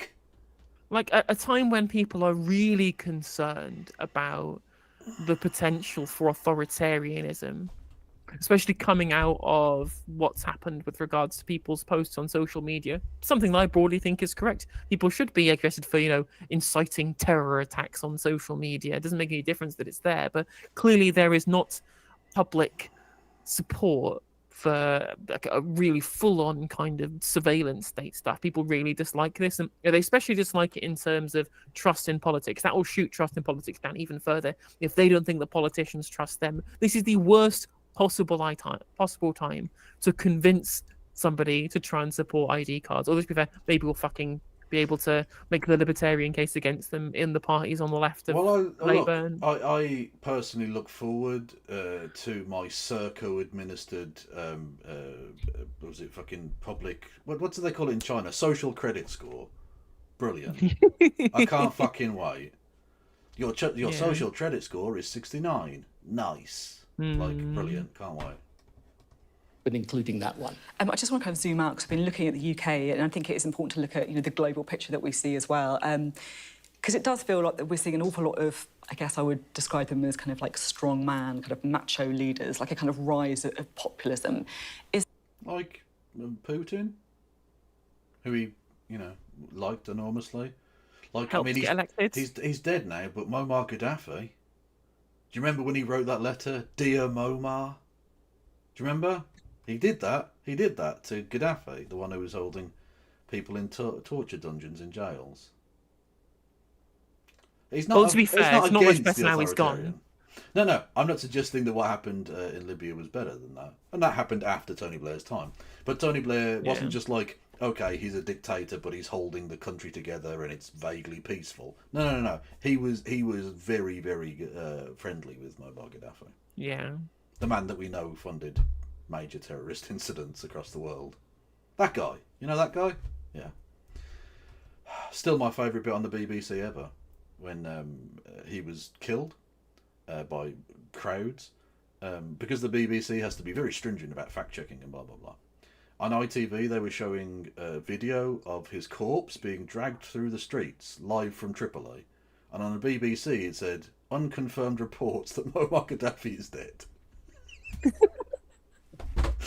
Breaking news! Sugarhorse says in chat, at the end of the last Adam Curtis series, he stated that there are two possible ways forward. The Chinese model of enforcing authoritarian technical controls on the population, or a return to collectivism. It seems like Blair is advocating the prior. Every good capitalist would be advocating for the prior. Like, if you're a capitalist, like, you're clearly the model for success. If you want to look at large-scale economic growth and global power geopolitically, economically at the very least, right? Surely the model that you would look at would be China. They've been incredibly successful in terms of their state-directed capitalism and authoritarian control over the population to buy into that system. It's been a very successful capitalist economic model that people would want to buy into. Yeah. And in terms of being successful economically, if you want to ensure our economic success, see what I've done there? What a segue. You can... Oh, it's a good one. Yeah. You can hit the follow button. You can subscribe with Amazon Prime. You can do bits messages for the text-to-speechy speech. If you're on the YouTubes, you can become a member. You can gift subs to the community, and you can do super chatty chats. You can indeed. It's cheaper than a can of Red Stripe to be a member. Literally, and you get all of the lovely emotes. All of the emotes. For 99p. Is that something that you are worried about, relaxed about? What do you think? No, I am worried about it, but He's not. You've got to understand why it's happening. And it happens when you don't have a strong centre that's delivering. And people often think of, 'cause I get criticised for being a centrist, which I'm perfectly happy to own up to, but it's the centre... If only you were just a centrist. You're a rightist, really. It's not the mushy middle between left and right. It should be the place of solutions. I mean, the truth of the matter is today, and this will... Yes, exactly. There's no ideology. There is only technocracy. Yeah. Again, there's just the correct opinion, and then the crazy fringe student politics people, and that's it. Exactly. It's so tilting to me. It's absolutely so tilting. Like, again, when people say, I'm not ideological, I'm pragmatic. Well, no, what you consider to be pragmatic is guided by ideology. You're chatting shit. Yeah. No, and again, he's just doing the condescending to people bit. I wonder why everyone despises you, mate. Aside from the fact that you did the illegal wars and all of that, you're just a fucking genuine piece of excrement. Yeah. Progresses, by the way, has become more and more so. You're going to have politics that's going to be much more fragmented. You're not going to have the same loyalty vote that you used to have. People will make up their minds as they did in the last election. You know, you've got a splintering of political parties. And the other thing that's going to happen is that people are, if there are grievances, they are going to expect you to deal with them. And the centre has got to be the place that you deal with them. If you're simply sitting there trying to manage the situation or say, well, this group's extreme, that group's extreme, that's not going to work. So I've got a very, very clear sense of this. So you can't call fascists extreme, but Jeremy Corbyn was so extreme that you decided to support Boris Johnson for Prime Minister? Right. Effectively, yeah. That in the end, if you want to defeat this sort of strongman populism, you defeat it by the solutions. You've spoken in interviews solutions. recently about Donald Trump. Honestly, I was never going to read his fucking book anyway. But, like, I might do just to see how shit it is. His answer is, you defeat them with the solutions. Well, I mean, broadly, it's not too far wrong, right? Like, the essence of fascism comes from deteriorating material conditions. Oh, but and that's the need not to what find a he means. scapegoat You to know blame, that's not what he right? means. But yeah, I mean, he's trying to find a way of being able to improve material conditions. You need solutions for this. But of course, the way he's trying to frame this and market it, again, is as though that you can just... if you just let the centrists in charge, the technocrats will create the better world that will stop fascism. And I'm like, no, that's fucking bullshit. His solution is AI. Like, his solution to the outbreak of riots is, can we do ID cards finally after 2 decades of it being dead, please? Like, this is fucking ridiculous. I've never seen a more fanciful notion of defeating fascism in my fucking life. It's doing nothing would be better. Thank you, Rohak. I've sold ID cards to North Haverbrook and Ogdenville, and by gum, it sure put them on the map. True. You know what? Britain does need a monorail. I agree. Vladimir Putin. One person who I am quite interested to get your perspective on is Benjamin Netanyahu. What kind of leader do you think he is? Awesome. He's fucking awesome. I love him. I want to carry him around in a papoose. Well, look, I'm still involved quite a lot with this, what's going on in the Middle East right now. Yeah, you are literally still involved in genocide in the Middle East. Thank you for confirming that. Yes, yes. And so I'm not going to get into commenting on individual leaders, as that wouldn't be very helpful to what I'm doing. The most important thing is that we get a ceasefire that's sustainable and that we find a path back to some concept of security for the Israelis and self-determination for the Palestinians. And that's as much as you're going to get on that one. If I did try to ask you whether the... He seems to be better at this than anybody in the fucking State Department. Yeah. Blimey. The fact, when the American State Department is so crazy on this, they're essentially worse than Tony Blair, who backed them during the Iraq War, then you know they're fucked. Yeah. Pretty much, yes. UK was right. He's outflanking. Tony Blair has just lost the whip for being too pro-Palestine. Oh, God. Fucking hell, this world is depressing. Oh. You suspend arms exports, what would you say? Yeah, what I would say to that is I'm not going to start second-guessing the UK government on these issues. And as I say, I'm involved myself in what's happening there at the moment. And I just hope we can find a way. Tony Blair is Hamas. What is happening is truly terrible. Well, you'll notice he has not once condemned Hamas. True. He hasn't condemned Hamas yet. Wow. I guess he can't condemn somebody who's technically part of the conflict that he's mediating. True. Which in many respects is suspicious. It's a better approach to international diplomacy that you're getting from David fucking Lammy. True. Yeah. Well, I think. Also, this is the. I mean, he might be about to completely fuck this up for me, but I will give him one tiny bit of credit in that he was asked a question about Israel, and he's the first politician I've seen answer a question that didn't instantly start with, "I'm just going to jerk off October the 7th for a couple of minutes," and then answer the question, which is something. You know? Yeah. Risks of escalation in the region are huge and urgent.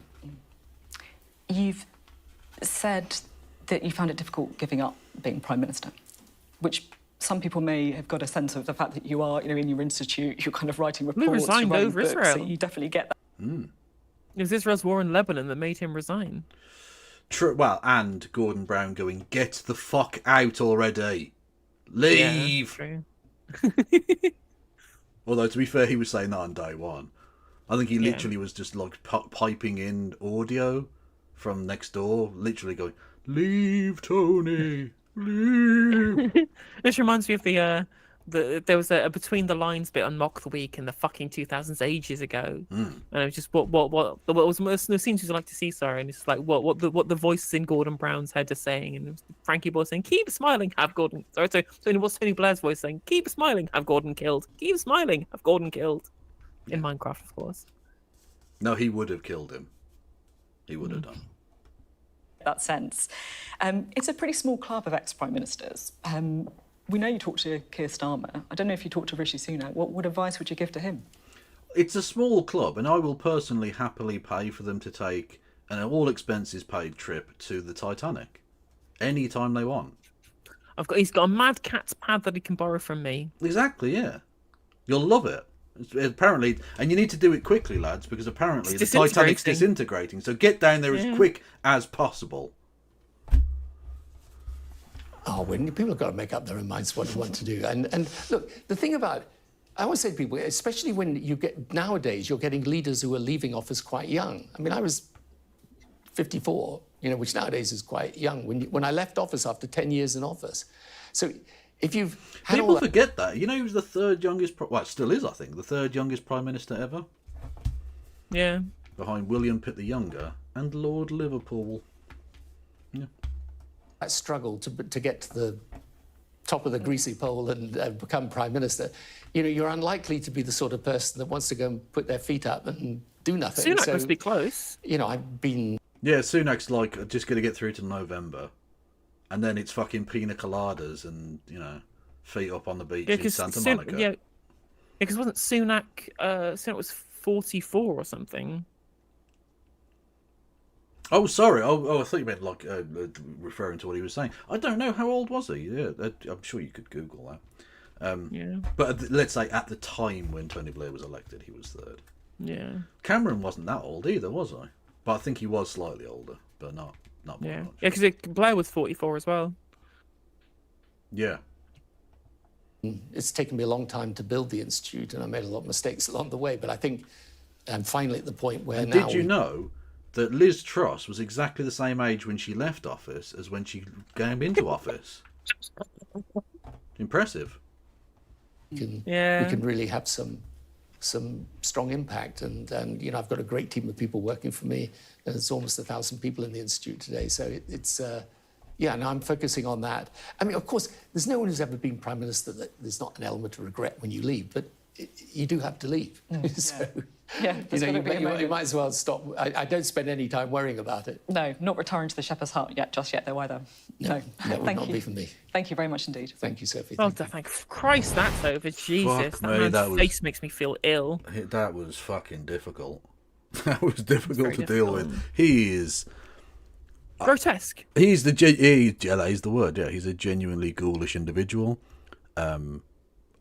He shouldn't. Not only should he be obviously at the Hague, imprisoned forever for his crimes, but he should be grateful that obviously hasn't happened to him, and so shamefaced that he doesn't show his face in public ever again. And yet, not only has he not done that, he's done the opposite. He rubs it in our face. He rubs it in our face. Yeah, it's so disgusting.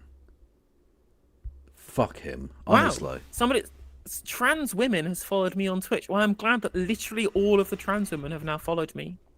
Well, I got even better. That makes I am now queen of the transes. I was followed by Jesus the other day. Oh, Jesus himself. Yeah, exactly. He could just be a Mexican lad. Yeah, I don't know. But you're all welcome. Hey. I think conspiracy theory time. Jesus, like Jesus himself, was just a Mexican lad. Just happens to be in Jerusalem. What holiday? Well, gap year. Was Yeah, it? gap. Go on his gap year. Yeah. We've Well, they seen do Jeremy- that. They do that. apparently Jeremy- They go and work on a kibbutz for a year. So maybe that's what he was doing. I don't know. Yes, yes, just on birthright. He was a Jewish Mexican lad. Yeah. Jesus Goldberg was travelling in the Middle East at the time. Okay, this is just offensive to everyone now. I think we stop. Yeah, it's a I little think we bit stop. offensive now. Yeah, it's a bit problematic. It's a bit shall we say. ethnic. Bit ethnic. Yeah.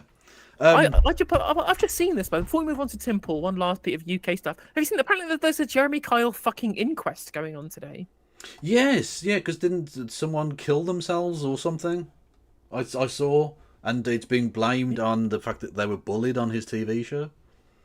Yeah, they blamed the Jeremy Kyle show. Well, basically a human form of bear baiting, essentially. Yeah, that's exactly what it was. Yeah, and it was basically dragging on some deranged working class person with addiction issues and going, "You're a fucking awful cunt," and then wondering why that might have had a negative impact on that person's life. Yeah, there was a Sky News clip. I just popped it in the Twitter DMs if you want to have a peek at what they're saying over on Sky News before we get to Pim Tool. Yes. Also, Mexico. Yeah, it's true. Actually, Sarah points out in chat, in Mexico have a Jewish president, Claudia Sheinbaum, and she is based as fuck. And if AMLO's constitutional changes go through with their supermajority in the parliament today, or in the weeks as they debate these new rules, she might be president fucking forever, which would be fantastic. Yeah. Next guest today, Jane, is here to find out whether her partner Steve has indeed cheated on her. It is an episode never broadcast, one that saw the Jeremy Kyle show taken off air. Steve Diamond in 2019 wanted to prove he hadn't cheated on his partner, explaining during the recording how producers had turned down his initial request to appear. When the first time we applied for the show, they wouldn't let us on because they said I was on depression tablets. I went to the doctor and said I haven't took any. Took the full box back. Said I don't want them, I haven't touched them. Returning after he'd stopped his medication and got a GP note which allowed him to do the lie detector test. But things didn't go to plan. Just so you're aware, you failed every single question.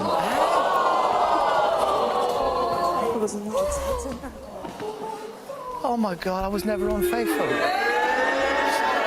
Gotta go and talk to her.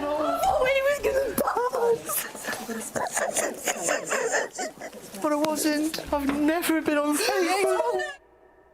7 days after the recording, Steve Diamond died of an overdose and heart problems at his home in Portsmouth. After the show, he'd been distraught. More familiar with asking questions, tables turned on Jeremy Kyle, summoned to answer accusations he'd overstepped the mark. I find it quite interesting that the audience thought you were telling the truth. I wouldn't trust you with a chocolate button, mate. Honestly, you are. I don't think you even know what the truth is.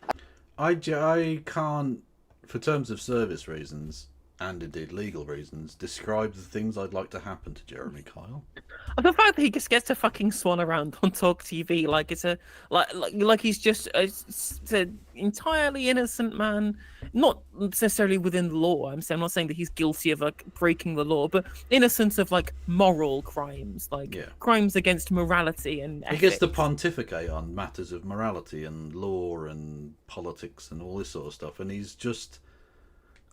I mean, genuinely a demon, a literal demon, right? Yeah, he's a satanic monster, man. Yeah, whereas Tony Blair is Satan, like cold and calculating and sitting atop of his his throne of bones, so to speak. Whereas Jeremy Kyle's like an imp, like a demonic little imp, fucking he really is. Jabbing people with a little trident. True. That's a beautiful and grotesque image all at once. Very poetic. Of his on-screen persona, explaining the show developed, it was a character, a part. Yes, it was direct, but it was empathetic, it was honest. Well, no, it wasn't empathetic. But also, it's not, having a character is fine if the other people are also characters in, like, a stage performance or something. But those were real people with real lives. And that was a woman having a fucking breakdown and a guy maybe having to, like, that's a real situation with actual emotions. It's not an act from their perspective, is it? So you to go, well, I was playing a bastard, but look, I mean, some people have portrayed Hitler on camera, so who's the real bad guy? No, you. But it's like, because it's yeah, the like- fucking you're not in a stage performance. These other people aren't actors. Yeah, like characters are what you play when the whole thing is artifice. It's not artifice if you are playing a character and you're traumatizing people to commit suicide. Yeah. No, I mean, I don't. Has it been proven that it was suicidal, or was it just an overdose that happened accidentally? I don't even know. But either way, people have died now. Like lives have been lost due to the show that he took part in. That's what I always believed the show was about, conflict resolution. You fail the whole test. Yeah. The court was shown this video of Mr. Diamond before his polygraph. Yeah, but you understand, you fail one question, you fail a lot. Good. Kyle stressing Mr. Diamond had been repeatedly explained. Yeah, that's not how that works. Yeah. Also, polygraph test machines aren't actually worth shit. A confident liar can get past them. Yeah, that's what I might my knowledge of my very kind of limited knowledge of polygraphs is that it's easy to you can theoretically beat them when you're lying, but if you're not lying, it can the false readings are unlikely if I remember correctly. It depends. A nervous person telling the truth is more likely to come out as a lie. Yeah, because it basically tests what it's been sort of programmed to believe is the instinctual reaction of a lie. But there are ways of getting around that. Like, apparently one technique which has worked in the past is the slight biting of the tongue of the person themselves just before they tell the truth to get the physical response that the thing that the polygraph machine needs for a lie, so that it gets the physical instinct reaction it needs for a truth telling reaction. Right, which is a very simple technique which has worked. Again, if you're confident you know what you're doing, you can get past it. And if I know I mentioned biting tongues, people are going to be weird in chat. Can we not be weird in chat? God damn it, you horny bastards! I forgot what I was going to say now. Anyway, apparently you can clench your arsehole and it will change the results. I think if that's something that you can do, that's not scientific at all. I mean, that's probably a reason. Is that a sexual technique you're describing? Yeah. Now, or what? Because if you clench your arsehole, that you will change results. Yes. Yeah, but there's a reason why the polygraph is used on the Jeremy Kyle show and not, in a court of law. Yeah, exactly. Yeah. Explained the process. We stand by that test. There are enough lies. Anybody got a shovel? Oh, Jesus!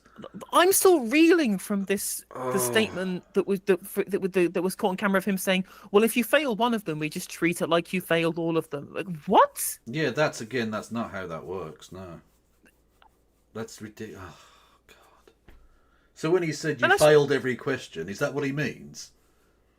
Yeah, like we failed one of them. Yeah, when they asked you if you wanted sugar in your tea and you said no, but actually you did want sugar in your tea, you failed that question. And so now you've cheated on your wife. Yeah. Fucking hell, mate. Ugh. This is awful. I'm not interested. I'm only interested in doing what I'm asked to do and looking after this woman. Your conscience will serve you in time. According to the presenter, this was how he de-escalated matters, steering the couple, he said, towards talking to experts off camera. God, Jeremy, when asked whether how he'd can you humiliate say that? How can you say that in earnest? I de-escalated by saying, I don't care. Your conscience will do it. Has anyone got a shovel? Yeah, and also, like, I wouldn't trust you more than a chocolate button or whatever it was. Yeah. Excuse the fucking hell. This is like Tucker Carlson saying, "Well, actually, no, I don't need to care about the reality of the statements I made because in a court of law, I said no one would take me seriously as an entertainment host." Yeah. Hated him. Kyle said, "No, I've read that I called him a traitor. No, I didn't. It was the show as I understood the show. We'd done what we'd always done for 15 years and provided an aftercare package, and then, yes, I moved on to the next guest." From the start, the coroner in this case has stressed that the purpose of this inquest is not to apportion liability. And in court, Kyle insisted The production, the aftercare, the lie detector tests were not his responsibility, insisting he was just the presenter. Once...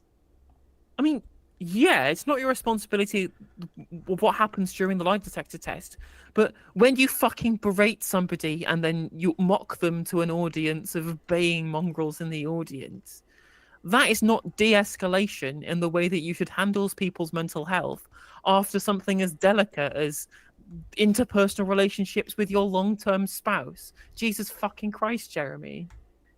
Yeah. What's this?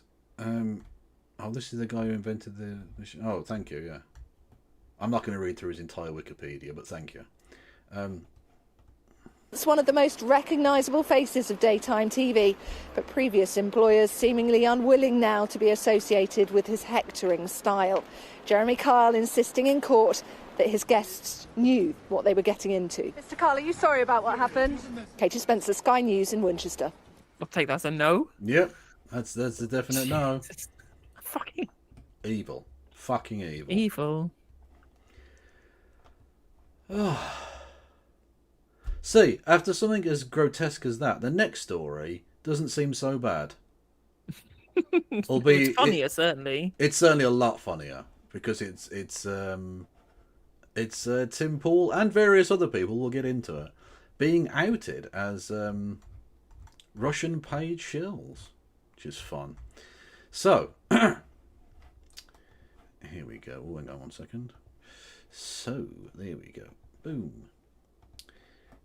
The story is that the Department of Justice in America has opened up, well, not just opened up an investigation, has come up with an entire affidavit about Tenet Media, which is an organisation in America, which is run by Lauren Chen. People have dug into all of this. And her partner as well, right? And her husband, yeah. Which is interesting because race mixing. Because she's not white, and yet he is. Ooh, crazy. Oh, looting the blood of Canada, how dare they? Exactly. This is the real right word, the Great Replacement. Okay? Anyway, so she's people may remember her as Roaming Millennial, was the name she went by for quite some time. Because Tenet Media does business as... Oh, sorry. Tenet Media is Roaming Incorporated. Roaming Incorporated was doing business as Tenet Media, if I remember correctly. Indeed so, yes. And they're the company that directly engaged with Russian state media, and the money of about $10 million was being filtered through them. Now, for legal reasons, we have to set out at the start that the other names beyond Lauren Chen and her husband didn't necessarily know that money was coming from Russia. It's reasonable to say that it's very likely that Lauren Chen knew because she was the direct. I think Lauren Chen company was doing the direct dealing. Yeah, they must have known. There's no fucking way they could do plausible deniability. So, yes. So, outed as Russian propaganda, Lauren Southern, an interesting one. This guy Benjamin, whatever his fucking name was, and Tim Pool is, I think, the funniest one of the lot. Because it's so obvious that he's been... some people would say he has been naturally influenced by getting $100,000 a week to produce content for Tenet Media. Now, where did he think that money was coming from, if not from that source? I mean, I love that his defense of this... Oh, I'm not a Russian asset. I'm just a fucking stupid moron. It's the Boris Johnson defense, right? They may have written, right? I may have written the laws, but I'm just too stupid to know what they meant. Yes. I think it's quite funny. So, we should read what he says, because it's very funny. My statement regarding allegations and the leaked DOJ indictment. I'll stop you there. When he says leaked indictment, the DOJ put this out there. It wasn't leaked. Yeah. They went, this is published. This is public information. I've literally got, I can fucking show you the actual document. Like, this is public information. This is the actual fucking the thing here. The United States versus certain domains, and then it mentions the actual companies, and it doesn't necessarily mention names, but people have put the pieces together about who Yes. person Like, one, person the only two, company person that three you. are. Yeah. Yeah, so the affidavit itself mentions the tagline that Tenet Media uses, so it literally can be nobody else, given where it's registered. Yeah. And they were dealing with a person who went by Kiriyenko, who wasn't a real person. They were working on behalf of the social design agency, Struktura, as it says there, who are a Russian government psyop, basically. That's who was doing this. Again, Lauren Chen must have known, but technically Tim Paul and the various other people, because Dave Rubin has been one of the people who's been essentially been worked out, has been paid. He was being paid $5 million a year. Who the fuck is paying $5 million a year to Dave Rubin for anything? No one watches Dave Rubin. What the fuck is that? That's literally nothing. There is one thing that unites a lot of these people on Tenet Media. Maybe not Lauren Southern. I think she's an actively malicious actor. Yes. Not necessarily Russian paid, but she's a neo-Nazi. Like, she's a malicious actor just by the relationship that she has with the ideology, right? Yeah, she was over there interviewing Dugin before it was very profitable to do so. Yeah, like exactly. Like she's just a fucking neo-Nazi. Yeah. Whereas the thing that links together Tim Paul, Dave Rubin, and Benny Johnson is that they're stupid, right? They're stupid. They're morons. They're easily led. They have very few critical faculties. They're rubes. Yes. They're rubes, and also their content already was lent towards what Russian influence is there for in terms of the media that they try and put out in Western countries to try and undermine them. And that is anything that causes societal disunity. Well, there's a reason it's the Culture War podcast, right? There's a reason why Russia was funding fucking the International Boxing Association to undermine Imam Khalif, because it was a very easy thing to do to get Westoids mad,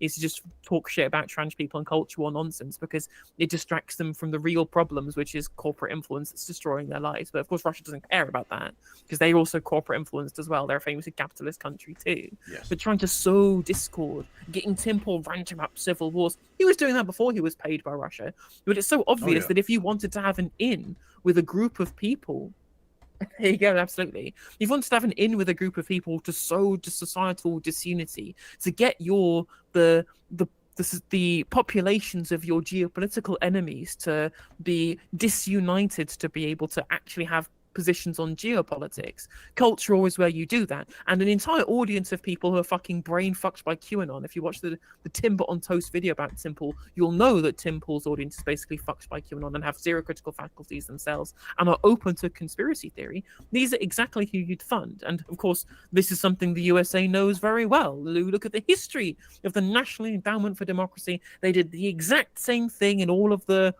socialist countries across Europe, across Africa, across South America, that they did the exact same thing as well. They funded the exact same kind of thing, the exact same kind of culture war stuff, like the neo-Nazi and the nationalist and identitarian groups across countries in Europe and in South America. It's a tried and tested playbook that Russia are just stealing from the Americans. Yeah, absolutely. Yes.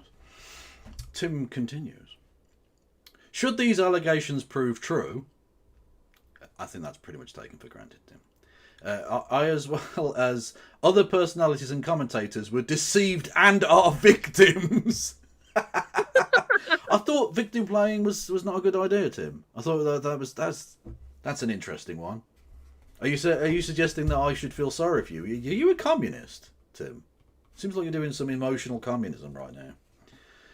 I cannot speak for everyone else at the company as to what they do or to what they are instructed. And there's no full stop there. The Culture War podcast was licensed by Tenet Media. It existed well before any license agreement with Tenet, and it will continue to exist after any such agreement. Any such agreement expires. The only change with the agreement was that the location of the live broadcast moved to Tenet's YouTube channel, which is interesting because if you go there, their channel is so shit it gets like 2,000 views on a Tim Paul video. It's nothing. Yeah. What did he think they were being paid to produce that content? Did they just think someone was being very generous?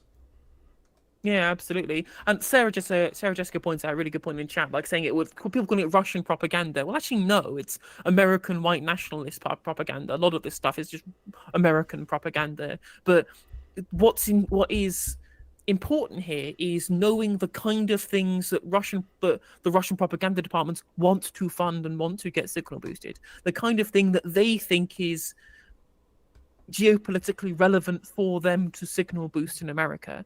Because the Cultural podcast, once it moved to Tenet Media, didn't change its output. Of course, it didn't change what it was talking about, but this is what Russians wanted to be popular in America to sow societal disunity. That's the fulcrum here. It isn't the Russians were telling them what to say, but this is the stuff that Russians wanted Americans to hear. Exactly, but this is sort of the bigger, I think, point of this.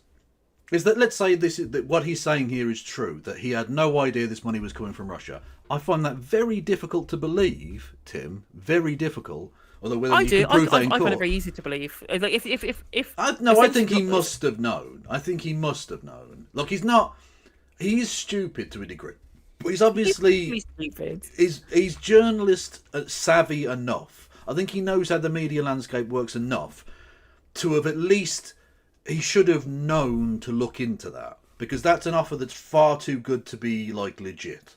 He must know that. So at the very least, his standards for journalistic integrity are, I mean, beyond rock bottom. Whatever's below that and below that, right? He should have looked into this and found out. Or he already knew and didn't care. Either of those must be true. I mean, but the thing I always think, right, something that does my thinking a lot. So you know how American and also British right wingers are obsessed with this idea that there's some kind of George Soros operation happening to signal boost leftism and communism in America and Britain. Obviously nonsense, but they believe that it exists. And the reason why they believe that it exists is because they know, because they're right-wing influencers, that there's right-wing money sloshing around every single facet of the right-wing media. Well, exactly. Well, there's Ben Shapiro has not gotten to his position because he's good at arguments. It's because of dark money. Advertising on Facebook. Yeah, exactly. You know, for example, like Turning Point UK and Turning Point US is backed by huge amounts of Koch brothers money. Yes. There's huge amounts of money being thrown at right-wing media personalities, left, right, and centre, and they assume that the same thing happens on the left when it absolutely does not. There is no money to be left-wing at all. And in fact, the money is to turn left-wing influencers into right-wing influencers. It happened to Tim Pool when Dave Rubin, and it also happened to Jimmy Dore now as well. We know that's happened to Jimmy Dore concordantly. And there's no money being, that's why Hassan is as rich as he is off of fucking Twitch subscriptions. He's not getting paid money by any NGO to do this. He's getting paid money by actual users to be the richest leftist media figure in the world. Yeah. Actual leftist, not left liberal leftist, an actual leftist, right? And so they... No, go on, go on. And so, because they know that there's money sloshing around in the background, they assume that it happens to the left too, because they can't conceive that it would happen from the grassroots. But of course, that isn't true. Yeah. So I could conceive of a world where if you're a right-wing influencer who knows right-wing money is everywhere, just going, oh, well, you must just be some rich person who just wants to fund media. I could conceive of a world where somebody who is as incurious as Tim Pool or Dave Rubin or Benny Johnson just going, I assume it's some billionaire somewhere. Yeah. Don't need any. They've been part of so many other institutions that have survived on Wilkes Brothers or Koch Brothers funding. They just go, well, who knows where it comes from? Just some billionaire potentially. Don't need to look into this any further because that's where the rest of my money has come from elsewhere. Moscow, who cares? I could conceive that would be a reasonable situation that would make him not know. Couple of quick points though. Firstly, it's Koch brother because one of them's dead. Lol. Yay! Secondly. The kind of broader point I wanted to make isn't just whether he knew or didn't know. Let's just accept for a second that he didn't know about this. He is, as it says here, he is a victim, and we need to be very serious with that case. A victim. Isn't he supposed to be independent media? Isn't he supposed to be outside of the control of these corporate entities? He's not beholden in the way that CNN are. Or anything like that. Why is he taking political gigs like this at all? Now, that's not to say you can't be employed by, an organisation. I mean, you do Novara Media and stuff like that, right? That's not what I mean. I mean, why are you taking obviously partisan money like that to produce content, exclusively about a certain thing or exclusively from a certain perspective? Because that means that we can't trust what you're saying at all. Not only because you're dishonest and a piece of shit, but like, how can we ever be sure that this is actually your opinion and not just the opinion of your paymaster? I thought he was supposed to be independent. And the thing is, he already made a fuck ton of money from just doing YouTube and just doing, you know, streaming and these fucking AdSense stupid, you know, his internet site subscriptions and all the rest of it. He didn't need like to I take thought- this money. This is just greed and, of course, completely undermines any seriousness about his quote-unquote independent status, because he's not fucking independent. I would never, like, I'm not saying I would never do an ad, although I don't think I ever really would, but let's say hypothetically I might do that, but I would never take political money in that way, ever. Because that's, how could the audience ever trust that you're actually giving them your opinion in that case? Yeah, that's true. I mean, and especially such a large sum of money as well, because like it's not a couple of dollars there, is it? $100,000, that's $5 million a year. You can buy someone's opinion for far less than that.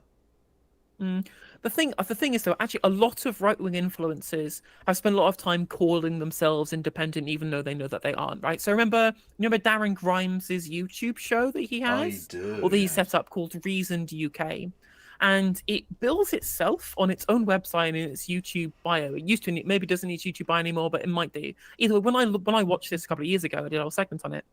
It was billed as being a grassroots media project to take on the woke establishment, and yet funnily enough, Private Eye did an investigation all of their own before I got to it, but I did my own investigation where I donated 1p to their crowdfunder via PayPal so I could get their email address.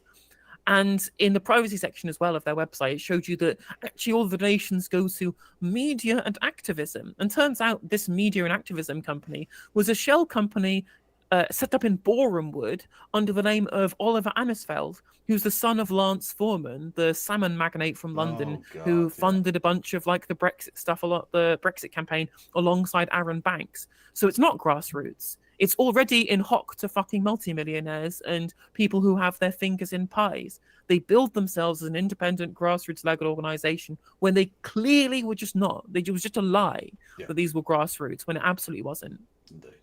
Indeed so, yeah. He continues.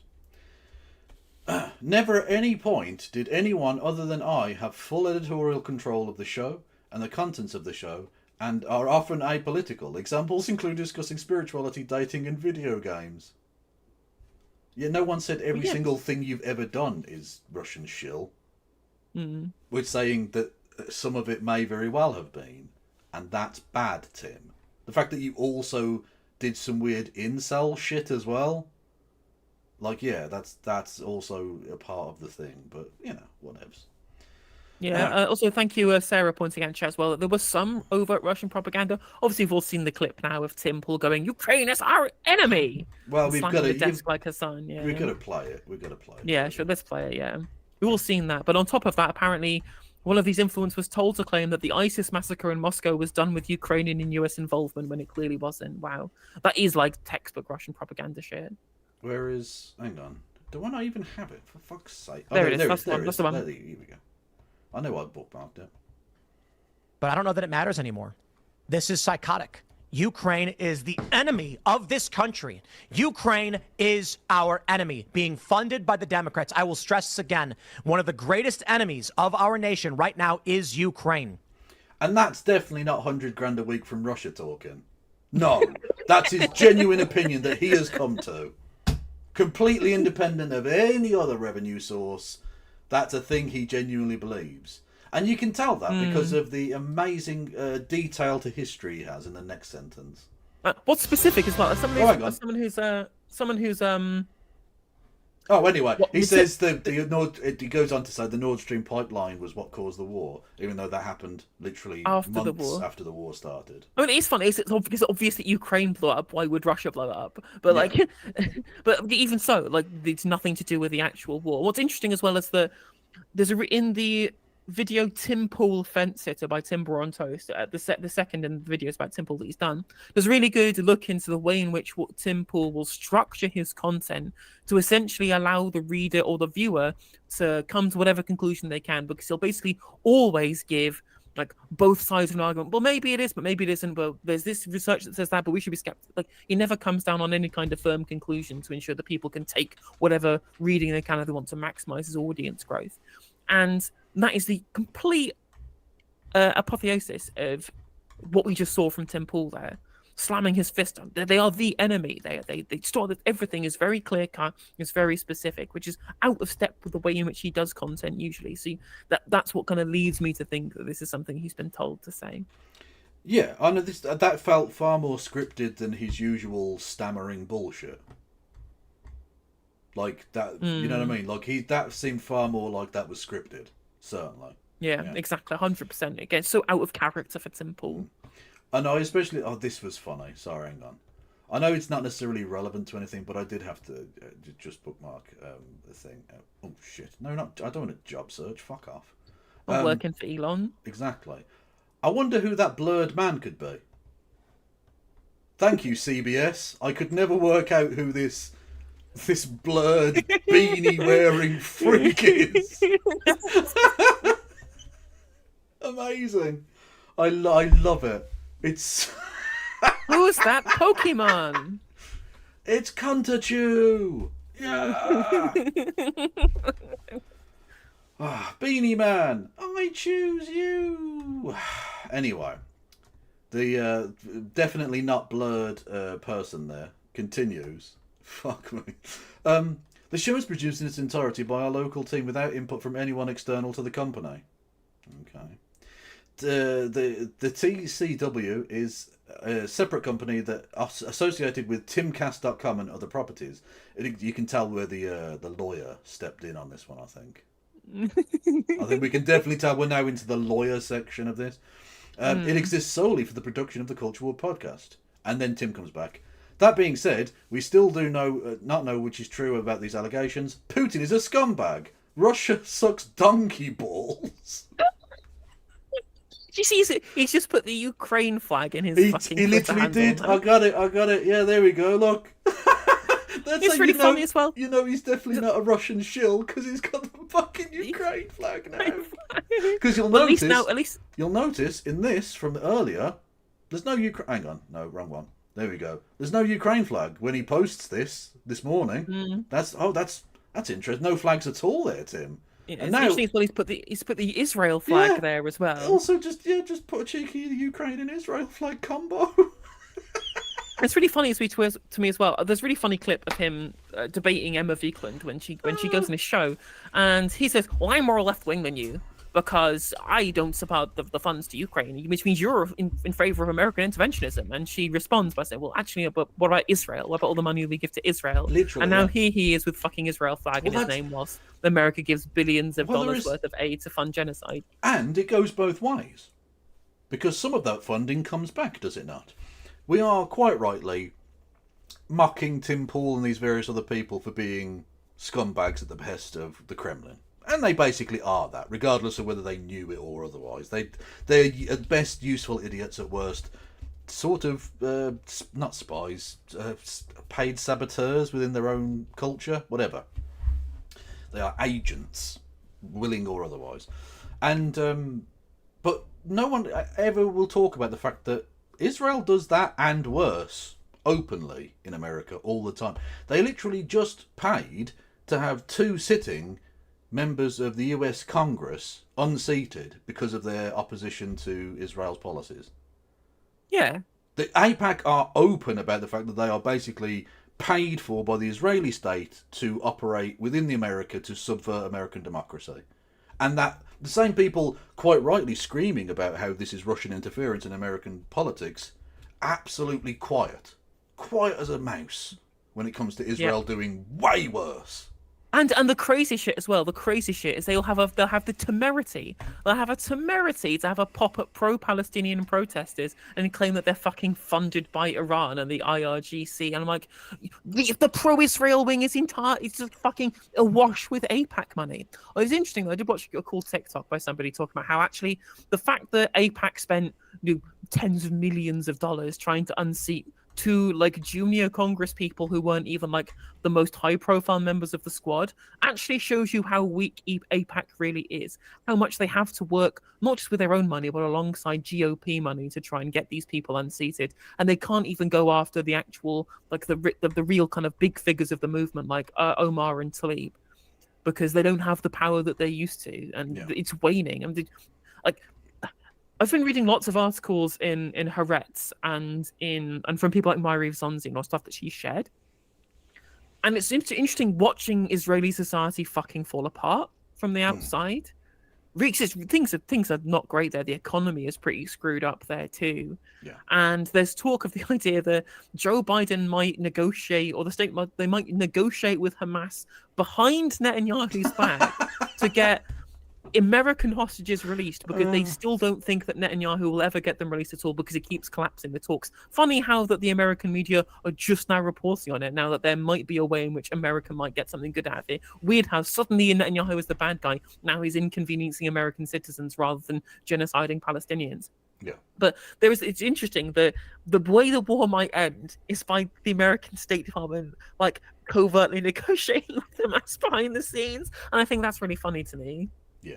Because imagine what happened in Israeli politics. Imagine what happened in Israeli politics if hostages are released, but only American Israelis, and all the rest of the hostages are still there. All of this clamoring for a hostage deal, because of course Israelis don't care about Palestinian lives, we know this, but they care a lot about their own hostages, and Netanyahu is persona non grata now at this point because he won't do a hostage deal. And imagine if he is shown to be even worse at releasing the hostages than Genocide Joe. That is going to be like, it's going to be international humiliation for Netanyahu, and it'll be what would happen? What the fuck would happen in Israeli society if that happened? It was a super interesting article. Very much so. Thank you, Sozzle Snake, for resubscribing. I very much am your personal page shill. I will say whatever you want me to. Okay? But then when it gets outed, I'll say I hadn't got a clue. I didn't know who you were. Okay? That's how it works. You can pay me 100 grand a week and I will still say that you're a scumbag and that your country sucks donkey balls. Also, Sarah, another good point there about how Saudi Arabia has a huge influence in US and in UK. I mean, literally in UK, we just watched a Saudi agent speaking on Sky TV. Yeah, exactly. Literally a paid agent provocateur for the Saudi government. Yeah. Well, I'd like to point out we don't have any evidence that he's specifically saying things for Saudi Arabia, but his organisation is getting paid loads of money by Saudi Arabia. Like, this doesn't take a genius to at least intimate towards the idea that maybe they're getting a quid pro quo for that money. Yes, yeah. No, I shouldn't have said that because I might end up being chopped up and put in a barrel full of acid. Perhaps. Absolutely. Don't get Khashoggi, do you? No, you don't. You don't want to be chamaled, as it were. Anyway, to finish off, because Tim is, I mean, what a punchline this is. And to the journalists who wish to jump the gun, create their own narrative, or lie about what is currently going on, you can eat my Irish ass. Firstly, I didn't even know you were Irish. You mention it so, like, rarely or whatever that I didn't even know that was a thing in your past. Like, Paul can be an Irish name, but it's usually spelled with an E at the end. Anyway, it doesn't really matter. Either way, what's with the identity politics, my man? Why is your Irishness relevant to anything? You should be judged by the content of your character, sir. I'm definitely not Russian. I'm Irish. Absolutely not Russian at all. I'm definitely Irish. Exactly. Weird thing to say. Exactly. Like, imagine if he comes out dressed like a fucking, like a little leprechaun or something on his next show and just goes, fiddly-dee, I'm Irish. Just did the whole bit.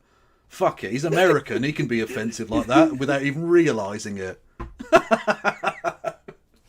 Also, thank you for the bits. I will definitely eat Marmite. I don't eat Marmite. What I eat is Lidl's own brand yeast extract. It is absolutely Okay, nice. Yeah, okay.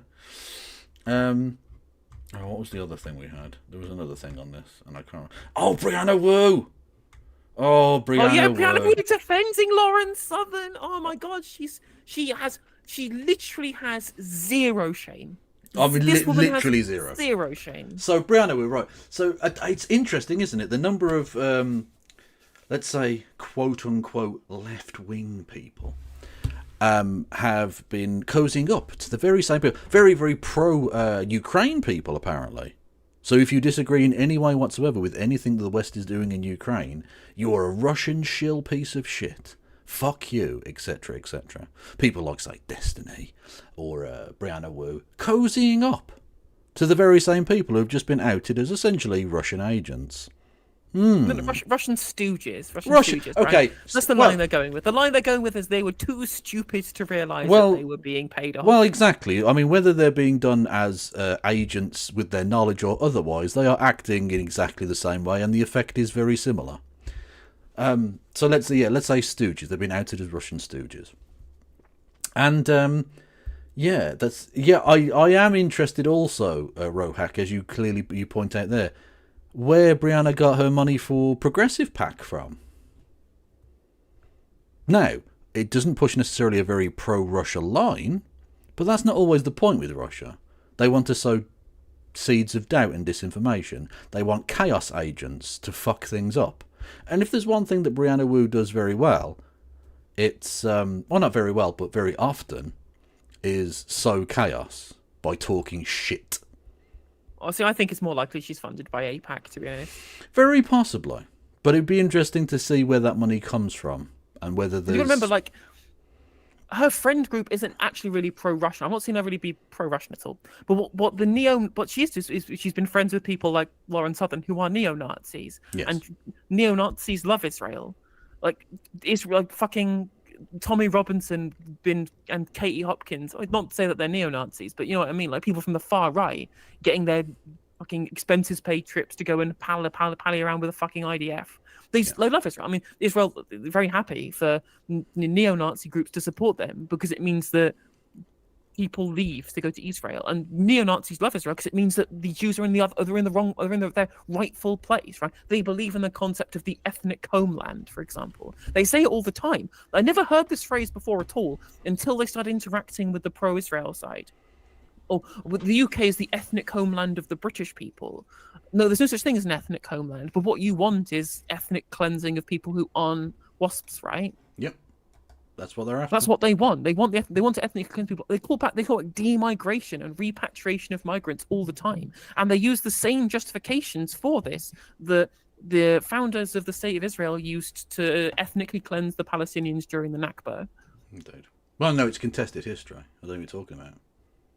It's contested history, so really you're just being very inflammatory towards all Jewish people, you anti-Semite. Yeah, but people like Lauren Southern talking about, you know, ethnic homelands or whatever, that plays right into this kind of stuff that Brianna Wu is now online with. So talking with Mark Lamont Hill that we saw about Israel being a decolonial project because it's letting people go back to return to their ethnic homeland. That's not a thing that exists. Colonialism happens to people who are there right now. Yeah. That's what they did to the Palestinians because they fucking lived there and were kicked out of their homes. But that's what's interesting with like Lauren Southern is that why did Russia bother paying her? She was already going to do that. Like, I understand buying Tim Pool or buying various other people on the right to try and get a defund Ukraine movement going, but she was already on that train. That just seems like wasted money on their part, in all honesty, but yeah, we'll see. So, Brianna says, I'm not going to focus on this today, but I do want to say this publicly. That's interesting that you're not going to focus on this, Brianna. Why is that? Because usually you'd focus on this, wouldn't you? You're all about Russia, Russia, Russia. When it's Democrats. You know? When it's a democratic thing. But now it's your right-wing friend. Okay. I have plenty of political disagreements with Lauren Southern. Time out. What are they? Because you don't seem to have that many disagreements with her, actually. In a number of very key ways. You think ethnic homelands are a thing. You think, I don't know, the left is the problem, that trans people and the gay agenda are an issue or whatever. Like, what is it? I don't know. But the idea that she is a Russian agent is just laughable and has no evidence. Did you read the indictment? Because it seems to be quite a lot of evidence, actually. Now, to be fair, no one has been convicted of anything. So we have to say something until proven guilty, but just saying. Hang on, what's this? I didn't want to hand her the keyboard. Tell me your favourite Twitter.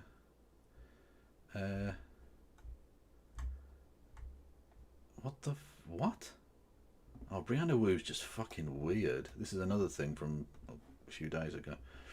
So this is her, I mean, I don't know, being a shill for a shill? I'm not sure. I didn't want to hand her the keys, but Lauren told me her favourite ride to Vladimir Lenin said the last capitalist to die would be the one that sold us the rope. So I handed them over, and then she started singing Russian anthems, which I thought was a little bit weird. That was from 2 days ago. No? No, from today. Sorry, from today. Yeah. Very odd. Yeah. So you're just joking around, be like, isn't she funny? Isn't it funny that she's probably a Russian shill? Isn't that hilarious? Well, again, the issue, of course, again, is that they're arguing here that, well, they were paid to say certain things. Now, of course, people like, I think Tim Pool probably did get, I mean, he's said things that are completely out of character for him. But again, the issue here isn't that they were told what to say. Just like in the media, people think that they're doing things correctly, right? But they're funded by people who give them prominence because of their views that already exist. Back to the Chomsky-Marr interview. I believe that you believe everything that you're saying, but if you believed anything else, you wouldn't be sitting where you're sitting. And that's the same thing that's going on here. They're getting paid for as additional exposure as much as possible because they already say things that these people want them to promote. Exactly. And if they said things that they didn't want to promote, they'd stop paying them. You would imagine. Anyway, so apparently there's no evidence whatsoever. So apparently the Department of Justice are wasting their time completely and utterly. These people don't know. Okay. There's actually a long, consistent history of her turning down money to promote certain ideas, not the opposite. Yeah, presumably because they're ideas she didn't like or whatever. Like, she's prepared to take money from Russia because she basically supports Russia, which, again, defeats the object of Russia bothering to give her money in the first place. But that's just the Russians being a bit inefficient with the use of their propaganda money, at best. The irony of my side arguing against information warfare with lies is depressing. So, even when it's far-right lunatics conspiring with a foreign country to disseminate disinformation, it's still the left's fault. Wow. I wonder who's paying your fucking bills, Brianna. I have no love for Russia and 1000% support Ukraine. And I've personally argued with Tim and Lauren publicly about America's Russian policy. But let's not assume people are doing things without any evidence. Additionally, this is just an indictment. No one is guilty until the verdict is read. That's true. No one's been technically not guilty, but the indictment, this not without evidence. The indictment provides the fucking evidence. The whole point of an affidavit is you use evidentiary support to make the fucking claim. Yes. Yeah. Unbelievable. Literally, she's doing it's contested history about a thing that's happening now. Like, she's just doing look, it could be anything. We don't know. We don't know anything. There's no evidence for it. I'm definitely going to run defence for this fascist prick in the pay of a foreign government, but we don't know, and they're innocent until proven guilty anyway. Like, just come out as a far-righter. That's what you are now. It's really obvious. Well, I get what she is a white supremacist. That's what she is. She's a white supremacist. Yeah. She's a white supremacist getting paid to say white supremacist things. That's what Brianna Wu is. Yeah, absolutely. Hanging around with other white supremacists. Like, what else do you want me to say? Yeah. And not just that, but weirdly a white supremacist in support of a Jewish supremacist state. Mainly because it's a place to kick Jewish people to when they do their cleansing. But also, it's a good example of, like, well, why do they get their ethnic homeland, but we can't have ours? And then they go down the list. Africa for the Africans and all that shite. You know? It's just the expansionary nature of whiteness used for the geopolitical ends for white supremacists, right? Like, again, the same people were just like, well, okay, well, now we can treat Slavs as being white, now that Ukraine's being invaded. Well, they're the good asylum seekers now. Yeah. They're the good refugees. We previously didn't think that they were white, but now that they've adopted whiteness, now that we can use it to attack our geopolitical enemies and also undermine asylum seekers from the countries that we destabilized. It's very, very interesting how all of that works, isn't it? That they're white for now. It's very transient, the way in which people get accepted in and out of whiteness. as a person of Irish heritage myself, and Tim Pool, I think, can empathise with this because he clearly understands the history very well of his native homeland. Yes, we were not treated as white for a very long time, until it was convenient for white supremacy, because after the American Civil War, Irish workers in places like New York didn't want black people competing with them, so they continued to vote for racist policies that kept black people down. So they were accepted. Welcome into the white people club. And they were allowed to go upstairs, whereas Italians were still made to literally pray downstairs in certain churches in New York City because they weren't seen as properly white yet. They are now, apparently. And then when Ireland came out, and you still get echoes of it historically, when the Irish came out and expelled or cut off some diplomatic ties with Israel over the treatment of Palestinians, some white supremacists in America essentially tried to de-white Ireland by saying they weren't really part of the West culturally. I mean, that's been their neutrality. I didn't realise neutrality has been something that has been essentially people have treated them as betrayers of the West for a long time, specifically because of them taking a being geographically neutral. We had our white people card taken off us. We had the W pass. And now we've lost it. Jesus. It's unbelievable. We didn't realise that. I thought the white people didn't like the Jewish people anyway. As the Nazis have changed in 80 years. It's very odd. Very odd how it all works. It's confusing. It's confusing for us. Anyway, so yeah. Again, the Ukrainians, once they're of no use, they'll go back to being dirty Eastern Slavs again. Exactly. They're a temporary use for white supremacy. They're not actually being accepted as white. Honestly, the changing, expanding and contracting definitions of whiteness is amazing to me. One we bring up, Christy and I, regularly, because it became like a meme on our show. It was Benjamin Franklin, the American founding father, who travelled extensively in Europe and Britain. And he said the only white people that existed were people either from or descendants from people from Britain, Ireland, and again he means like bits of Ireland, and Saxony in Germany. That's it. He described the Swedes as swarthy. Swedish people, the whitest motherfuckers you've ever seen in your life. Like almost snow people. Like honestly. So to take him and go like, there's a place called Ukraine. He probably didn't even know Ukraine existed. Like, there's this place called Ukraine. It's all the way over there by Russia. They're white now. His fucking head would explode. Literally, he'd combust instantly at the idea. He didn't think French people were white. What? The fuck are you talking about? They eat like rotten cheese. They couldn't be whiter. What are you talking about? They eat pigeons. They're fucking mental. Anyway, I don't want to get into it with the French. So anyway, yeah, Brianna Wu, piece of shit from start to finish in every conceivable way. Yeah. Anyway, I love that image of them blur. You can't blur the beanie, Tim. No matter how what kind of filter you use, the beanie always shines through. That's the point. If he goes to court now, right? If they do try and convict him on this, assuming there's any guilt, he may be a victim. Who knows? Does he have, when he goes to court? You have to take your beanie off, right? Because it's not a religious garment. Unless he's going to claim. He's going to claim. Galloway taking his fedora off in the Commons. Yeah, exactly. Look, you can't claim. Like, is he going to claim that he's now like a Sikh and it's a fucking turban? Like this is my turban. No, I can't take it off. Like the guy with the colander in the German photo. Yes, indeed. Yeah. I can't believe it took years for him to argue that in court to allow him to wear the colander on his fucking head. Is that like if you've got nothing else going on? I bet he lost access to his kids during that fight. Guaranteed his wife left him. I mean, so with that same person, given there was like an edgy atheist, is probably well into the fucking turf sphere now. Oh god, yeah. Oh yeah, absolutely. They've definitely got like pictures of them in like a purple wig doing a face online. Yeah. They've definitely got that. Anyway,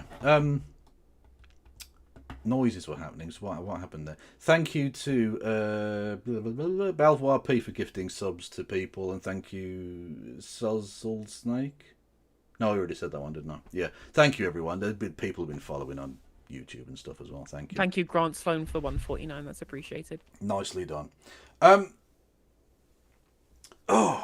basically done at this point. I think. I'm also done. I've been going for 4 hours now, so I'm spent. Exactly.